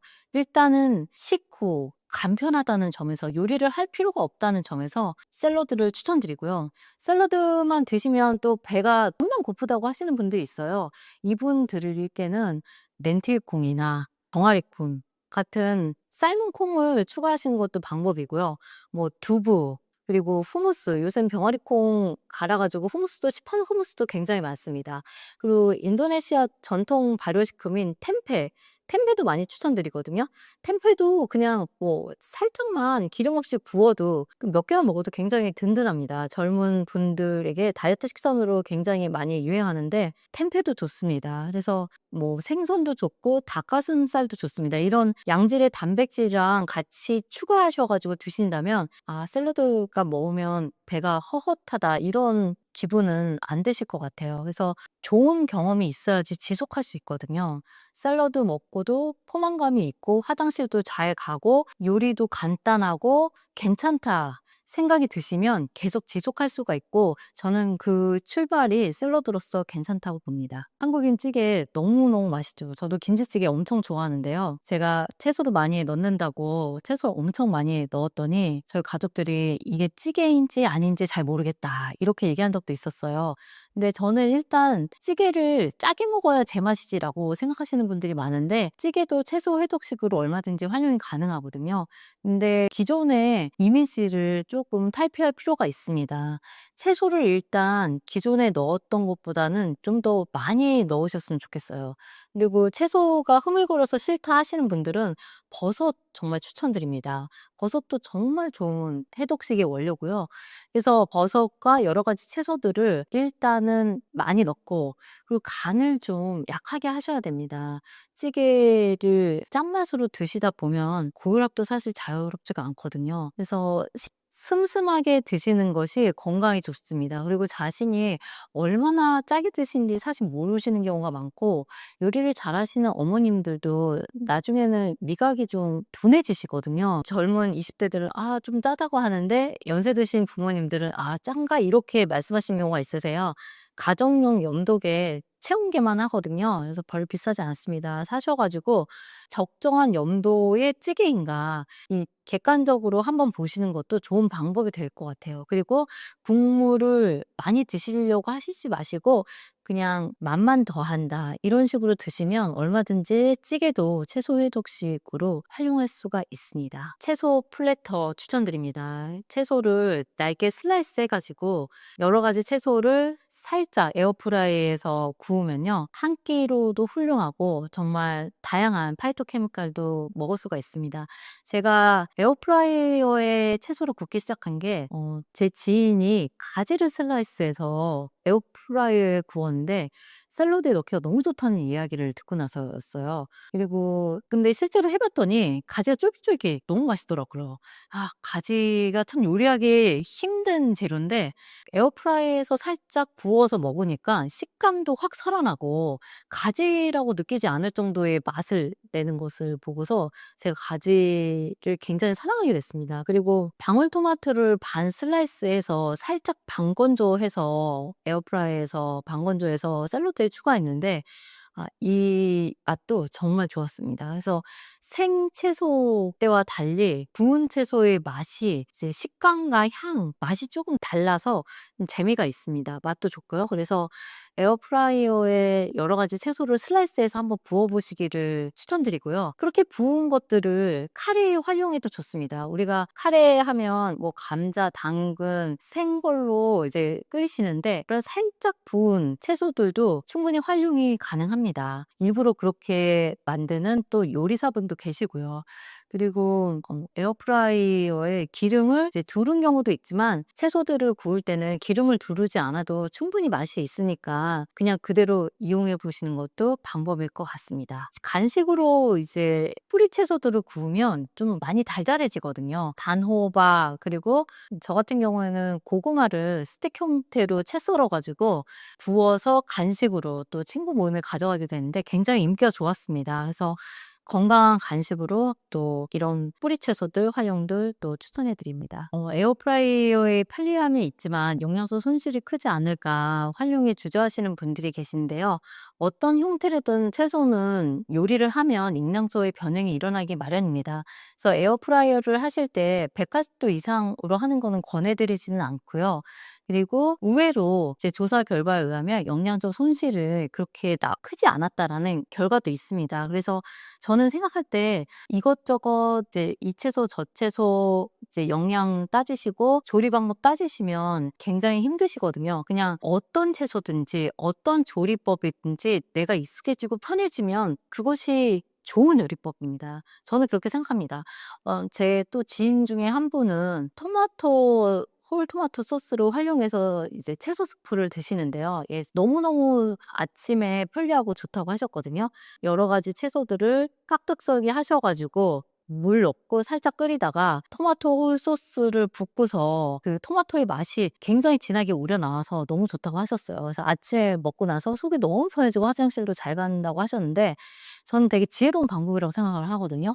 다른 사람들은 뭐 어떻게 생각하실지 모르겠지만 그분에게 맞으면 그게 최고의 정말 최저의 독식이에요. 그래서 이 방법 저 방법 아직은 내가 좋아하는 방법과 내가 편리한 방법을 모르실 수가 있으니까 여러 가지 시도를 다양하게 해 보시라고 말씀드리고 싶습니다. 그 활용법의 하나로 에어프라이어도 충분히 가치가 있다고 생각합니다. 제가 예전에 레몬 디톡스 워터를 만든다고 레몬을 한 박스를 사다가 정말 씻고 자르고 씨 빼고 정말 힘들었던 기억이 있었는데 제가 몇 번 해 보고 나서 느낀 게 '아 이거 지속하기 힘들다.' 이런 생각이 들었거든요. 불편하면 지속하기 힘듭니다. 그래서 채소 해독식도 이제 지속 가능한 것이 정말 좋은데요. 해독 워터 이제 허브를 활용한 해독 워터가 사실 좀 하기가 어렵습니다. 왜냐면 생허브를 해야 되기 때문에 제가 화분도 사서 뜯어보고도 해 봤는데 즉시 활용한다는 점에서는 좋았지만 그 양도 충분하지 않았고 그리고 허브가 굉장히 좀 빨리 시듭니다. 잎 허브 같은 경우에는 생각보다 좀 배송비 맞추기도 힘들고요. 그래서 제가 생각한 거는 이미 나와 있는 말린 허브들을 이제 뜨거운 물에 우렸다가 그것을 냉장하는 것도 좋은 방법이겠다라는 생각이 듭니다. 이런 방법들은 뭐 말린 허브뿐만 아니라 뭐 여러 가지 뿌리 채소도 활용할 수 있습니다. 뭐 비트도 활용할 수 있고요. 제가 참 많이 즐겨 먹는데 뭐 돼지 감자 차도 가능하고요. 이런 채소차들 활용하셨으면 좋겠고요. 허브도 정말 부지런하신 분들은 얼마든지 활용할 수 있습니다. 그래서 물에 뭐 레몬 슬라이스한 거에 오이에 민트에 뭐 때로는 로즈마리 넣어서 그 향이 남으니까 마시기 좋거든요. 부지런하신 분들은 활용 추천드리고요. 대신 좀 빨리 드셔야 됩니다. 그래서 냉장고에 두시고 좀 되도록 만드시고 나서 빨리 드시는 거 추천드립니다. 이제 채소를 안 드시던 분들이 채소를 드시기 시작하시면 제일 먼저 느끼는 게 화장실 가기가 너무 좋다는 거거든요. 이제 뭐 초가공 식품이나 뭐 육류 위주로 식사를 하셨다면 간편은 하셨지만 변비로 고생하시는 분들이 은근히 많습니다. 근데 변비로 고생하는 분들은 채소밖에 없거든요, 사실은. 채소에 식이섬유가 들어가야지 변비가 좋아지는 거고요. 사실 변비가 의학적으로도 좋지 않은 게 변이 이제 장 안에 오래 머무르면 그게 결국 독소가 되는 거거든요. 그래서 독소 배출이라는 점에서는 내가 얼마나 편안하게 화장실을 규칙적으로 가느냐 이걸 보시면 됩니다. 그래서 장이 편해진다는 거를 실제적으로 굉장히 많이 체감하십니다. 채소 수프를 토마토 홀 소스를 넣어서 드시기 시작하셨던 그분도 가장 먼저 화장실 가기가 너무 편해서 좋다는 이야기를 많이 하셨고 그 부분이 정말 큰 원동력이 돼서 오히려 한 번씩 꼭 한 번씩 만드시거든요. 근데 정말 이런 변화를 실제적으로 체감하신 분들은 굉장히 좋습니다. 그리고 아까 채소수, 야채수 꾸준히 드시는 분도 대장 몽종의 크기가 꾸준히 먹었더니 작아졌다. 이렇게 이야기를 하시면서 이제 좋은 동기가 되시거든요. 그래서 어떤 식으로든 체감을 하시면 채소를 꾸준히 드시게 되는 것 같습니다. 그래서 처음에는 이제 장이 편안하고 장이 편안하면 마음이 편안해집니다. 장이 불편하신 분들은 어디 가셔도 화장실 들락날락 하셔야 되고 여행 가셔도 화장실 위치 확인하시느라 힘드시고 교통수단 좀 길게 타시면 불안하시고 불안하시니까 더 장이 꿀렁꿀렁하는데 사실 장이 편안하면 마음이 편안하고 또 마음이 편안하면 또 장이 편안해집니다. 당뇨 이야기하면 제 책에도 실려 있는데요. 이경규님 이야기가 나옵니다. 이경규님이 당화혈색소가 높게 나왔을 때 결심을 하신 게 100년 전에 없었던 음식은 드시지 않겠다 이렇게 결정을 하셨거든요. 근데 제가 그 책을 읽으면서 굉장히 깊은 감동을 받았습니다. 정말 너무 명확하고 확실한 기준이었기 때문이에요. 우리가 생각할 때 100년 전 이렇게 하면 좀 까마득하시겠지만 사실 보릿고개 지나온 지 몇십 년 안 됐습니다. 그리고 그때는 뭐 기름, 설탕 없었죠. 구할 수가 없어서 먹을 수가 없었습니다. 그런 시대를 지났는데 지금 몇십 년 만에 이렇게 초가공식품이 자연적인 채소보다 더 많아진 시대를 살게 된 거거든요. 이경규님은 채소 많이 드시고 또 통곡물 드시고 또 부지런히 또 움직이시고 하셔가지고 당화혈색소를 정상으로 만드셨습니다. 근데 그 기준은 변하지 않으셨는데 거친 음식이 나를 살린다 이렇게 말씀하셨는데 저는 정말 공감합니다. 거친 음식이 당뇨에도 좋고 고혈압에도 좋습니다. 우리가 짠 음식, 초가공식품은 어쩔 수 없이 맛을 내게 됩니다. 그래서 굉장히 염분과 당분이 많이 들어 있습니다. 이것은 고혈압과 이제 당뇨에 좋지 않은 영향을 미치고요. 제가 이제 들었던, 읽었던 이야기 중에서 인상 깊은 게 미국의 레스토랑에 이런 말이 있다고 써져 있었어요. 손님이 맛에 대해서 불평하면 한 번 더 튀기고 한 번 더 소금 넣고 한 번 더 설탕을 넣어라. 이게 설탕, 기름, 소금이 정말로 어떻게 보면 맛의 꿀조합이거든요. 단짠이라고 하잖아요. 단짠, 단짠 이렇게 말씀을 하시는데 단짠은 사실 혈관 망가지는 맛이에요. 그래서 입이 좋아하는 맛이랑 몸이 좋아하는 맛은 다릅니다. 근데 채소에 익숙해지면 이게 같아져요. 입이 좋아하는 맛이랑 몸이 좋아하는 맛이 같아지고 채소랑 멀어질수록 입이 좋아하는 맛이랑 몸이 좋아하는 맛이 달라집니다. 그 격차만큼 우리가 건강에 차이가 나게 됩니다. 그래서 제가 아까 말씀드렸다시피 암에 좋은 음식이 제 친구가 이제 항암식단 50 넘으면 해야 된다고 했는데 이제는 암에서 자유롭고 안전한 나이가 없어졌거든요. 왜냐하면 아주 어린 나이부터 초가공식품 시대이기 때문에 젊고 어린 사람들은 평균 수명이 많이 늘어나는 시대에 아주 어릴 때부터 초가공식품에 노출되기 때문에 오랜 기간 동안 더 많이 아프게 됩니다. 저희 세대보다. 그래서 제가 채소해독식 책을 쓰면서 특별히 이제 자녀들과 채소해독식 할 수 있는 부분에 대해서 좀 썼던 이유도 그런 심각성을 제가 너무 많이 경험하고 있기 때문에 병원에서 또 보고 있기 때문에 썼던 거고요. 이제는 정말 나이와 상관없이 채소와 친밀해지는 시기대가 됐습니다. 그리고 뭐 고혈압, 당뇨, 암, 만성 질환의 기전이 만성염증이란 뿌리에서 똑같이 시작하기 때문에 이 만성염증을 예방하는 채소를 꾸준히 먹는 식습관이 여러 질환에 좋습니다. 근데 제가 채소 해독식이라고 제목을 썼더니 너무 낯설어하시는 분들이 많은데 사실은 채소 해독식이 다른 것이 아니고 우리나라 1970년대, 80년대에 있었던 우리 어머니들의 밥상으로 다시 돌아가자는 거거든요. 그때 정말 매번 장 보셔 가지고 고기도 정말 가끔 먹었습니다. 고기 진짜 비쌌고요. 그 시대는 고기 그렇게 많이 먹지 않았습니다.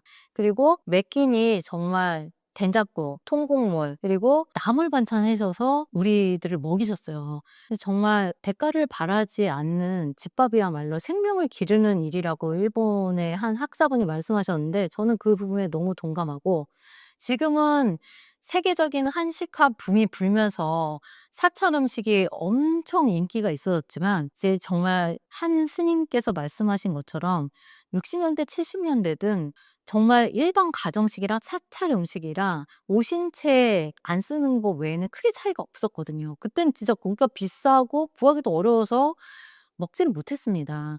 근데 지금은 완전히 바뀌었거든요. 사찰 음식이 완전히 독립돼 있습니다. 이것은 사찰 이외에 가정식이 엄청나게 바뀌었기 때문입니다. 우리가 언제부터 이렇게 양념고기 많이 먹고 침대에 누워서 배달 음식 시켜 먹고 야식 먹고 간식 먹고 초과공식품에 이렇게 익숙해져 있었나요?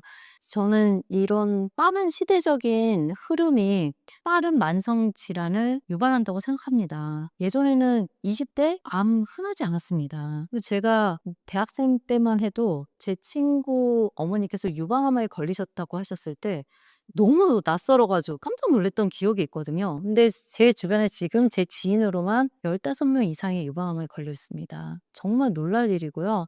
그리고 대구에 선생님이 계시는데 이분이 아주 오래전에 유방암이랑 갑상선암 전문 기관으로 병원을 하실 때 정말 병원 운영을 걱정하셨을 정도라고 하셨어요. 또 이 너무 환자가 없으니까 '내 병원 이거 유지될까?' 이렇게 걱정을 하셨다고 하셨는데 지금 환자가 너무 많아 가지고 이분이 너무 충격을 받으신 겁니다. 그래서 원인을 찾으시다가 식습관이 너무 중요하다 그래서 식습관 교육을 하실 정도예요. 그리고 우리가 먹는 채소 너무 중요하다. 그래서 그 한옥 대구에서 한옥 병원을 하시는데 텃밭을 하실 정도예요. 그래서 올바른 식습관이 암뿐만 아니라 여러 대사 질환, 만성 질환을 예방하고 그리고 유발할 수 있다. 이렇게 말씀드리고 싶습니다. 지금 많은 분들이 가장 두려워하는 질병 한 가지를 꼽으라고 말씀드리면 치매를 다 꼽으시거든요. 자신을 잃어버리고 가족을 또 못 알아본다는 것은 정말 상상할 수 없는 두려움입니다. 근데 치매 환자분들이 지금 굉장히 많이 늘고 있어요. 그리고 일본에서도 지금 치매 환자분들이 많이 늘어서 굉장히 정부가 보전을 하고 있는데 이 치매가 인지증이라는 용어로 이제 바꾸는 시도를 하고 실제로 인지증이라는 용어로 바뀌었습니다, 일본에서는. 왜냐면 이 치매라는 게 어리석을치거든요. 그래서 이 단어가 주는 어감이 너무 안 좋다고 해서 이 신경과 선생님이 이 인지증으로 바꾸는 운동을 하시게 됩니다. 누구나 걸릴 수가 있거든요. 일본의 하세가와 치매 기준법이라고 그 하세가와 선생님, 신경과 선생님이 본인이 치매에 걸리셔 가지고 나중에 굉장히 고생을 많이 하셨습니다. 누구나 걸릴 수 있지만 또 어느 정도는 예방 가능하다는 이야기도 지금 반대로 많이 나오고 있거든요. 근데 치매는 제3의 당뇨병이라고 일부에서 부르기도 합니다. 우리가 인슐린 저항성이 생겨서 당뇨가 유발되듯이 뇌에도 똑같은 일이 벌어집니다. 뇌 세포가 포도당이 있는데 활용을 못하는 겁니다. 그래서 당뇨를 당을 잘 조절하는 것이 치매를 예방하는 데 정말 중요한 일이 됩니다. 젊은 친구들이 지금 뭐 빵 투어, 빵지술래 이렇게 하는데 잠깐 먹는 건 괜찮지만 이 단맛에 입맛이 길러지면 채소는 점점 멀어지게 됩니다. 빵에 채소가 얼마나 있나요? 그래서 이런 식습관이 치매 예방에 정말 확실한 기준점이 될 수가 있습니다. 그리고 운동도 정말 중요하고요. 제가 말한 5가지가 전부 다 영향을 미쳐서 치매를 예방할 수가 있습니다. 그리고 인슐린 저항성이 생기면 인슐린이 많이 분비가 되거든요. 그래서 인슐린 분해 효소가 또 치매의 원인으로 지목되는 베타 아밀로이드도 분해할 수밖에 없습니다. 근데 인슐린 저항성이 생겨서 인슐린이 많아지면 이 인슐린 분해 효소가 양쪽으로 일을 해야 되는 상황이 됩니다. 베타 아밀로이드도 이제 분해해야지, 인슐린도 분해해야지. 그러니까 아무래도 효율이 떨어지게 되죠. 그래서 내가 치매가 너무 두렵다고 생각하시면 일단 혈당을 잘 조절하셔야 됩니다. 단 것을 좀 최대한 줄이셔야 되고요. 신경염증을 일으키고 혈관염증을 일으키는 트랜스 지방과 초가공식품을 줄이셔야 됩니다. 두렵지만 아무것도 안 하고 있다면 질병은 그냥 그대로 가게 돼 있습니다. 어떻게 보면 채소 좋아하기가 힘든 게 우리 몸이 원하는 방향이 채소로 해독하는 것인데 맛이 없기 때문에 경험이 없기 때문에 익숙하지 않기 때문에 몸이 원하는 방향과 반대로 가게 됩니다. 하지만 건강을 위해서는 채소 본연의 맛에 익숙해지셔야 되고 그 시작이 오늘 채소를 기존에 드시고 있는 음식에 추가하는 겁니다. 오늘 뭐 당장 사찰 음식 시작하시겠다 하면 며칠 못 갑니다. 이 채소 해독식 제가 쓰면서 정말 간절히 바랬던 거는 채소를 꾸준히 드시는 거고 채소의 중요성을 정말 온몸으로 실감하시는 거였는데 제 책을 읽으신 분들이 후기를 진짜 많이 주시거든요. 근데 처음으로 하셨던 말은 선물을 하고 싶다. 책을 선물하고 싶다는 거였고 두 번째는 채소를 주문했다 맛있다고 하시는 거였어요. 그래서 제가 너무 기뻤는데 채소의 중요성을 알고 그리고 채소를 주문하시고 채소를 꾸준히 드시게 된다면 이 책을 쓴 저자로서 그 이상의 기쁨은 없을 것 같습니다. 그리고 당장 식습관을 바꾸려고 급진적으로 하시지 마시고요. 오늘 드시는 거에 채소를 좀 추가하시는 걸로 시작하셨으면 좋겠습니다. 요리를 안 하시는 분이라면 정기 배송 샐러드 좀 시작해 보시고요. 요리를 하시는 분이시라면 요리에 채소를 좀 추가해 주셨으면 좋겠어요. 볶음밥 하실 때 마지막에 숙주 좀 넣고 볶아 주시고요. 라면 끓여 드실 때 콩나물 넣으시고요. 브로콜리 있으시면 같이 라면 넣으세요. 라면에 웬 브로콜리? 괜찮습니다. 그렇게 안 드시는 것보단 나으시거든요. 고기 드실 때 쌈채소 한 번 더 얹으세요. 쌈채소 없이 고기 드시지 않겠다 이렇게 생각하시고요. 덮밥 드실 때 양파 좀 많이 넣어서 드셔보세요. 이런 자그마한 시작, 내가 이미 가지고 있는 식습관에 채소를 더하다 보면 채소에 익숙해지시고 채소에 익숙해지시면 또 다양한 채소 요리법을 또 생각하게 되십니다. 한 가지 채소를 가지고 이것도 해보고 저것도 해보고 이거 익숙치 않은 방법인데 다양하게 시도해 보셨으면 좋겠어요. 제 지인 중에서 시어머님께서 요리를 정말 잘하시는 남도분이 계십니다. 전라남도 너무 요리 잘하시는 분들 많으시잖아요. 콩나물 된장국에 넣어서 끓여 드시거든요. 저는 이제 무침이랑 맑은 국밖에 콩나물을 안 해봐서 너무 생소했었는데 괜찮더라고요. 그래서 우리의 편견을 깨는 것이 채소 해독식을 다양하게 즐길 수 있는 방법이 아닐까 싶습니다. 제가 명확하게 채소의 기능, 효능이 뭐냐 이렇게 물으신다면 제목에 다 있습니다. 채소는 해독에 가장 중요한 역할을 합니다. 우리가 어렸을 때부터 채소 좋다, 채소 몸에 좋다 하지만 사실 몸에 어떻게 좋은지 모르잖아요. 그럼 어떤 몸에 좋은지 모르죠. 제가 다 썼거든요. 심혈관, 뇌혈관, 눈에 좋고, 면역 질환에 좋고 다 썼지만 사실 쓰지 않아도 온 몸에 좋다. 이렇게 기본적으로 생각하셨으면 좋겠습니다. 그리고 채소는 만성 신부전증 같이 칼륨 수치를 조절하셔야 되는 분들은 주치의와 상의를 하셔서 드시는데 그 외에 일반인 분들은 채소를 그냥 편하게 좀 드셨으면 좋겠습니다. 생각보다 현대인의 채소 소비량이 그렇게 많지가 않습니다. 오늘 한번 드신 채소의 양을 생각해 보시면 좋을 것 같아요. 근데 제가 제 책에도 썼지만 부모님이랑 같이 사시는 분들은 저희가 부모님은 아직은 채소 세대이시기 때문에 굉장히 많은 채소를 드십니다. 그리고 채소를 또 좋아하시고 요리법도 다양하게 하시는데요. 자녀 세대들은 그렇지가 않습니다. 그래서 제 지인도 부모님이랑 같이 살 때는 채소를 굉장히 많이 먹었는데 나와서 혼자 사니까 채소 소비가 급격하게 감소했다는 것을 깨닫고 충격을 받으셨다고 하셨거든요. 그분도 의사입니다.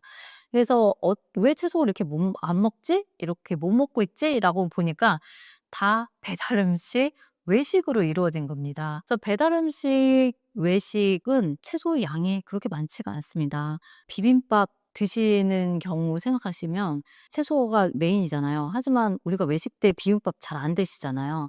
우리가 이제 먹는 보통 외식들은 의식적으로 좀 채소 섭취를 늘려야 하는 음식들이 많습니다. 그래서 저는 집밥에 익숙해지는 거, 빠른 조리할 수 있는 20분 이내로 빠른 조리가 가능한 집밥을 정말 추천드려요. 그러려고 하면 냉동 채소를 최대한 활용하셔야 됩니다. 된장국용 냉동 채소 이제 본인이 좋아하시는 거 그냥 소분하셔 가지고 냉동하시고요. 그냥 할 때마다 한꺼번에 5개씩 만들어 놓으셨다가 꺼내서 그냥 된장국 끓이시면 되고 육수도 일일이 내시려고 애쓸 필요가 없어요. 그냥 코인 육수 가루 포 활용하셔 가지고 성분 좋은 거 활용하셔 가지고 된장 넣고 간마늘 넣고 이렇게 해서 채소 부으시면 됩니다. 이렇게 빠르게 요리할 수 있는 집밥을 몇 개를 좀 개발하셔서 돌리시면 외식도 줄어들고 그리고 혈당 조절에도 굉장히 유리합니다. 서울대 내분비내과 교수님께서 하신 말씀이 되게 인상적이어서 저도 이제 책에 실었는데요. 이 혈당을 가장 올리는 식품이 무엇이냐고 환자분들이 물어보시면 외식이라고 말씀하신다고 하시거든요. 외식은 건강을 위해서 먹는 음식이 아닙니다. 그분들은 진짜 생존을 위한 경쟁을 하셔야 되는 분이기 때문에 맛은 우선시할 수밖에 없습니다. 그래서 집밥을 간단하게 어쩔 수 없는 경우에는 이제 외식하고 배달 음식 하시지만 내 손으로 먹는 식재료에 좀 즐거움을 느끼셨으면 좋겠고요. 배달의 민족 같은 외식 앱을 배달 앱을 쓰실 때 몇 개 건강한 채소 요리하는 곳을 마크 좀 해 놓으시면 좋습니다. 저도 오늘 촬영하기 전에 정말 제가 좋아하는 채소 샌드위치점을 주문해서 먹고 왔는데요. 음식점들을 이제 활용하시면 맛있게 건강하게 먹을 수 있는 팁들도 좀 눈여겨볼 수가 있고 식사 준비를 미처 하지 못했을 때 잘 활용할 수가 있어서 좋은 것 같습니다. 암 환자분들에게 병원의 모든 치료를 멈추시고 채소를 드시라 절대 그렇게 말씀드리는 거 아니고요. 병원 치료 주치 선생님이랑 상의하셔 가지고 충실히 받으셔야 됩니다. 받으시면서 식습관, 생활 습관을 환자분들이 교정해 나가셔야 되잖아요. 그 교정해 나가는 중에 식습관으로 채소를 꾸준히 드시라고 말씀을 드리는 겁니다. 채소의 항암 기전은 이미 매우 많이 알려져 있거든요. 그리고 채소를 꾸준히 이미 드시는 분들도 다른 좋은 습관들이 같이 가지 않으면 많이 힘듭니다. 암 진단받고 나서 굉장히 막막하시고 힘드셔 가지고 정서적으로도 되게 불안하시고 인간관계도 굉장히 좀 힘들어지신다고 느끼시는 분이 많으신데요. 자신을 잘 다독이시고 생활 습관을 잘 점검하시고 식습관도 잘 세우셔서 암투병을 하시는데 도움이 많이 됐으면 좋겠습니다. 이미 정말 우리 한국 분들 대단하시잖아요. 저는 정말 한국 분들만큼 진짜 똑똑하고 열정 많고 정보 나누기 좋아하시는 분들이 있을까 생각이 많이 들 때가 있거든요. 암 환자분들 이미 이제 완치하신 분들의 사례들도 많이 참고하셔서 그분들의 식습관을 많이 배우셨으면 좋겠습니다. 공통적으로 채소의 중요성을 말씀하실 거예요. 그리고 무엇보다도 해로운 음식을 먹지 않는 것이 정말 중요합니다. 우리 몸은 건강한 사람들도 암세포가 매일 생겨납니다. 하지만 면역으로 이겨내는 거거든요. 이 기울기가 기울면 누구나 언제든지 암 환자가 될 수 있습니다.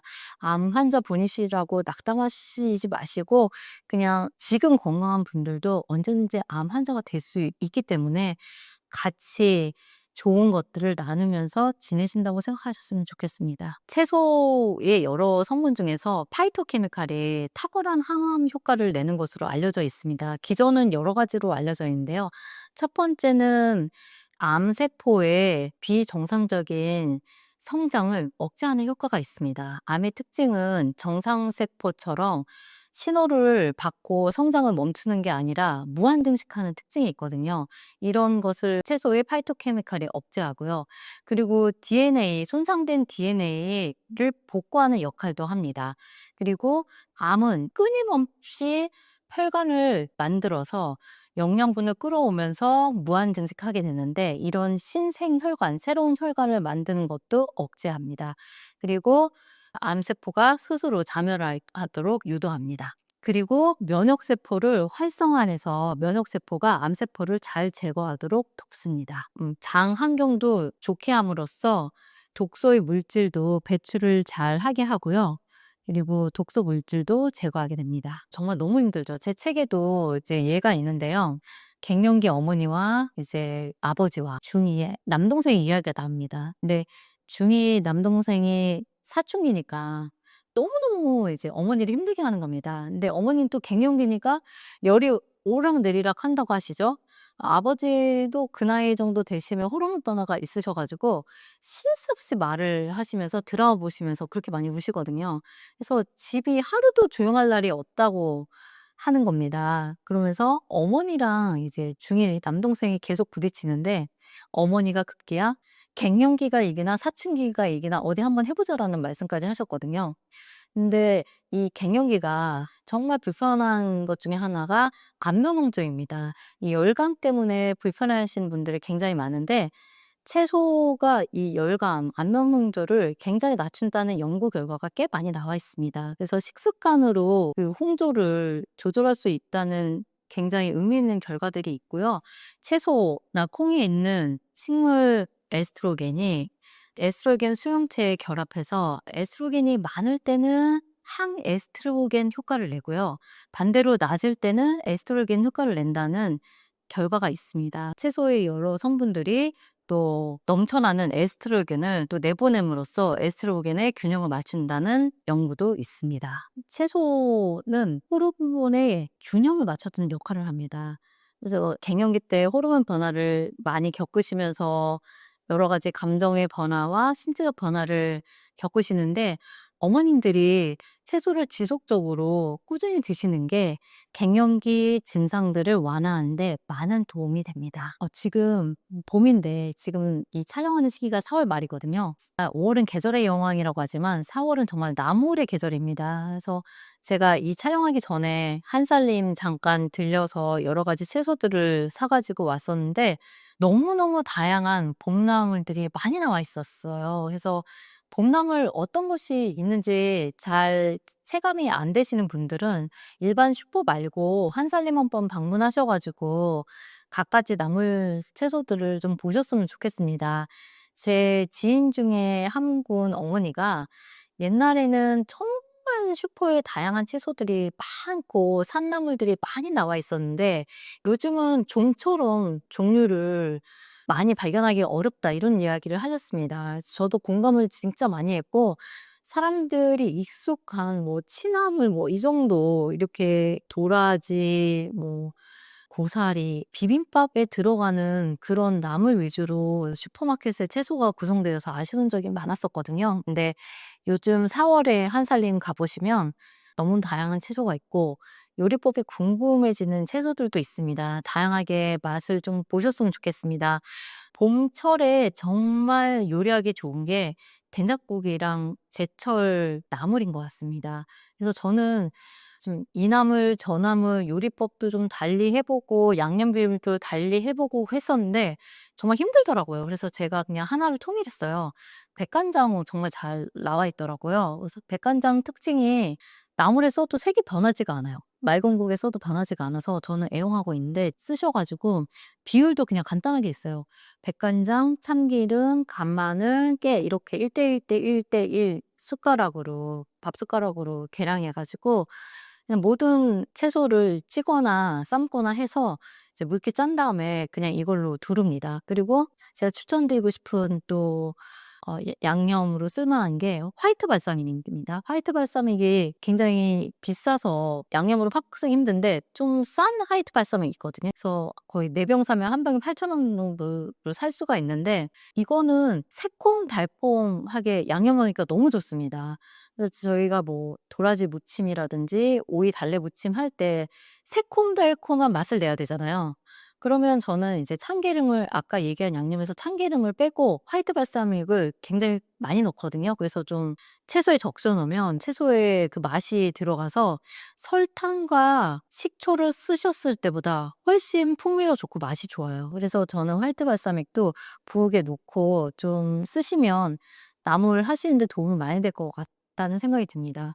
된장국은 정말 모든 채소가 된장국의 재료가 될 수 있다고 생각을 합니다. 아까 콩나물 된장국 말씀드린 것처럼 콩나물도 된장국에 정말 충분한 재료고요. 집에 있는 모든 채소 다 가능합니다. 그리고 요즘은 뭐 두부뿐만 아니라 뭐 다양한 식재료들 넣으셔 가지고 된장국 끓여 보시면 정말 제철 채소와 함께 충분히 즐기실 수 있지 않을까 싶습니다. 해독은 식탁에서 된다는 의미는 우리는 매일 독소에 노출되어 있다고 말씀드렸습니다. 그래서 이 독소 노출이 결국은 만성 질환으로 이어지기 때문에 매일의 해독이 우리가 먹는 음식에 의해서 된다고 생각하시면 더 좋을 것 같아요. 그래서 어떤 음식을 먹느냐에 따라서 우리가 건강해질 수도 있고 병에 걸릴 수도 있습니다. 그래서 미국의 한 영양학자가 하신 말씀이 저는 정말 제가 쓴 채소 해독식의 핵심 문장이라고 생각하는데요. 우리가 먹고 마시는 모든 순간은 병을 만들거나 병과 싸우는 것이다, 라고 하셨거든요.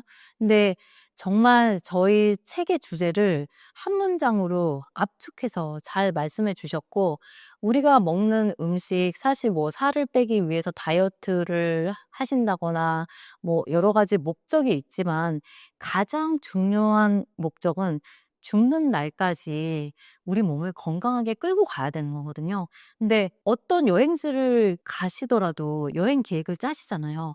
근데 우리가 뭐 80년, 앞으로 90년, 100년도 멀지 않는다고 하는데 평균 수명이 이런 정말 초고령화 시대에 어떤 몸으로 죽는 순간까지 사실지 그것을 생각해 보셨으면 좋겠습니다. 우리가 먹고 마시는 모든 것들은 사실 매 순간 정말 해독 시스템을 돌릴 수도 있고 해독 시스템의 짐이 될 수가 있거든요. 단순히 '맛이 좋다.' 이렇게 생각하지 마시고 '몸에 좋다. 몸에 좋다.'라고 생각해 보시고 음식을 선택하시고 고르시고 드셨으면 좋겠습니다. 우리 사회는 점점 더 우리에게 단맛과 짠맛을 되게 맛있는 맛이라고 이야기하면서 끌어갈 것입니다. 근데 사실 우리 몸은 그 독소를 해결하기 위해서 정말 치열한 전쟁을 치르고 있거든요. 그러다가 이제 진단받는 게 만성 질환입니다. 그래서 건강할 때, 아직 진단받지 않았을 때 내 몸을 좀 아끼고 좋은 재료를 잘 넣어 주셨으면 좋겠습니다. 휘발유도 생각하시면 좋을 것 같아요. 우리가 정말 정제되고 좋은 휘발유를 넣었을 때 배가스 많이 안 나오잖아요. 근데 정제되지 않고 그냥 정말 안 좋은 재료를 넣었을 때 배가스가 많이 나오는 자동차들을 보잖아요. 그런 식으로 우리 몸에 들어가는 재료들이, 식재료들이 내가 지금 보이지 않아서 먹고 있을 뿐이지 그 효과를 당장 느낄 수 없어서 이제 드시고 계신다면 정말 만성 질환에 정말 많이 노출되어 있는 거니까 이제부터는 식습관을 좀 경계심을 가지고 목표를 가지고 하셨으면 좋겠습니다. "최고의 목적이 뭐냐?" 이렇게 얘기하시는 게 죽는 날까지 자기 손으로 숟가락 자기 손으로 수저 떠서 밥 먹고 화장실 가서 뒤처리하는 거라고 말씀하시거든요. 그게 사실 당연하다고 생각하지만 결코 당연하지가 않습니다. 병원 한번 가 보시면 그렇게 못 하시는 분들 되게 많으시고요. 요양병원 가 보시면 대부분 그렇게 못 하시다가 돌아가십니다. 그래서 건강하게 자신의 손으로 밥숟가락 들어서 식사하시고 이제 화장실 가시고 자기 몸 씻으시다가 마지막 날까지 가족들에게 힘들지 않게 그렇게 생활하셨으면 좋겠습니다. 저 또한 마찬가지고요. 그래서 저는 사실 이 책을 그 친구의 질문과 좀 장례식이 아니었으면 안 썼을 것 같습니다, 솔직히. 그리고 이 책 작업하는데 사실 굉장히 힘들었거든요. 굉장히 힘들어서 방대한 양을 좀 알기 쉽게 넣고 읽기 쉽게 넣으려고 하다 보니까 좀 많이 이제 덜어낸 부분도 있고 했었는데 제가 주는 메시지는 정말 영원할 것 같습니다. 좋은 식습관이 건강을 만든다는 것이고요. 인풀스테이지 구독자 여러분들도 정말 건강한 삶으로 행복하게 사셨으면 좋겠습니다. 저는 정말 유튜브 출퇴근하면서 유튜브 제가 보면서 들으면서 굉장히 많이 배우거든요. 근데 정말 놀라울 만큼 이제 똑똑하신 분들이 굉장히 많으시더라고요. 요즘은 스승님이 많아서 즐거운 시대인 것 같아요. 이런 정말 샤프한 분들을 '내가 어디서 어떻게 이렇게 만날 수 있었을까?' 이런 생각하면서 배우는 유튜브들이 많습니다. 이 인프스테이지 구독자분들도 하나라도 더 배우려고 이 채널을 켜시고 들으실 텐데 정말 이런 노력들이 굉장히 빛을 발하실 거라고 생각을 하고요. 이 영상을 보시는 분들도 큰 이득을 얻으셨으면 좋겠습니다. 저는 이제 제 책에서 쓴 바와 같이 제가 친구를 잃고 나서 그 친구에게 사실 빚 갚는 느낌으로 그런 의무감으로 책을 집필했고요. 그리고 이 내용이 많은 사람들에게 알려져서 건강하게 자신과 가족들, 친구들을 지킬 수 있었으면 좋겠습니다. 왜 채소를 먹어야 하는지, 채소가 우리 몸에서 어떤 역할을 하는지 정말 세세하게 적어 놨고요. 그리고 채소를 어떻게 또 요리하면 좋은지, 다른 나라 사람들은 또 어떻게 채소를 먹고 있는지도 다 적었습니다. 그리고 뭐 사회적 활동을 하면서 어떻게 채소를 드셔야 하는지 여러 상황들을 다 적어 놓았습니다. 저도 이 책을 쓰면서 또 공부하면서 정말 배운 것들이 많았고요. 사실 이 책은 친구의 장례식장에서 동기가 촉발됐지만 제가 많이 배우면서 주변에게 주변에 굉장히 많은 얘기를 했거든요. 근데 듣는 사람마다 책으로 써 달라는 이야기를 진짜 많이 했습니다. 그리고 변호사 친구는 "너가 이 얘기를 하지 않으면 정말 의사로서 직무유기다."라는 이야기까지 했을 정도로 제가 좀 책임감을 많이 느끼게 됐습니다. 그래서 책 한 권으로 담아서 냈고요. 인프스테이지 구독자분들도 많은 배움과 또 정말 건강한 삶과 또 행복이 있으셨으면 좋겠습니다. 뭔가 배우시려고 하시는 분들은 정말 하나라도 얻어 가시더라고요. 너무 존경하고요. 저 또한 인프스테이지 구독자로서 인프스테이지 통해서 많은 것을 배우고 있습니다. 감사합니다. 우리 같이 건강하게 살았으면 좋겠습니다.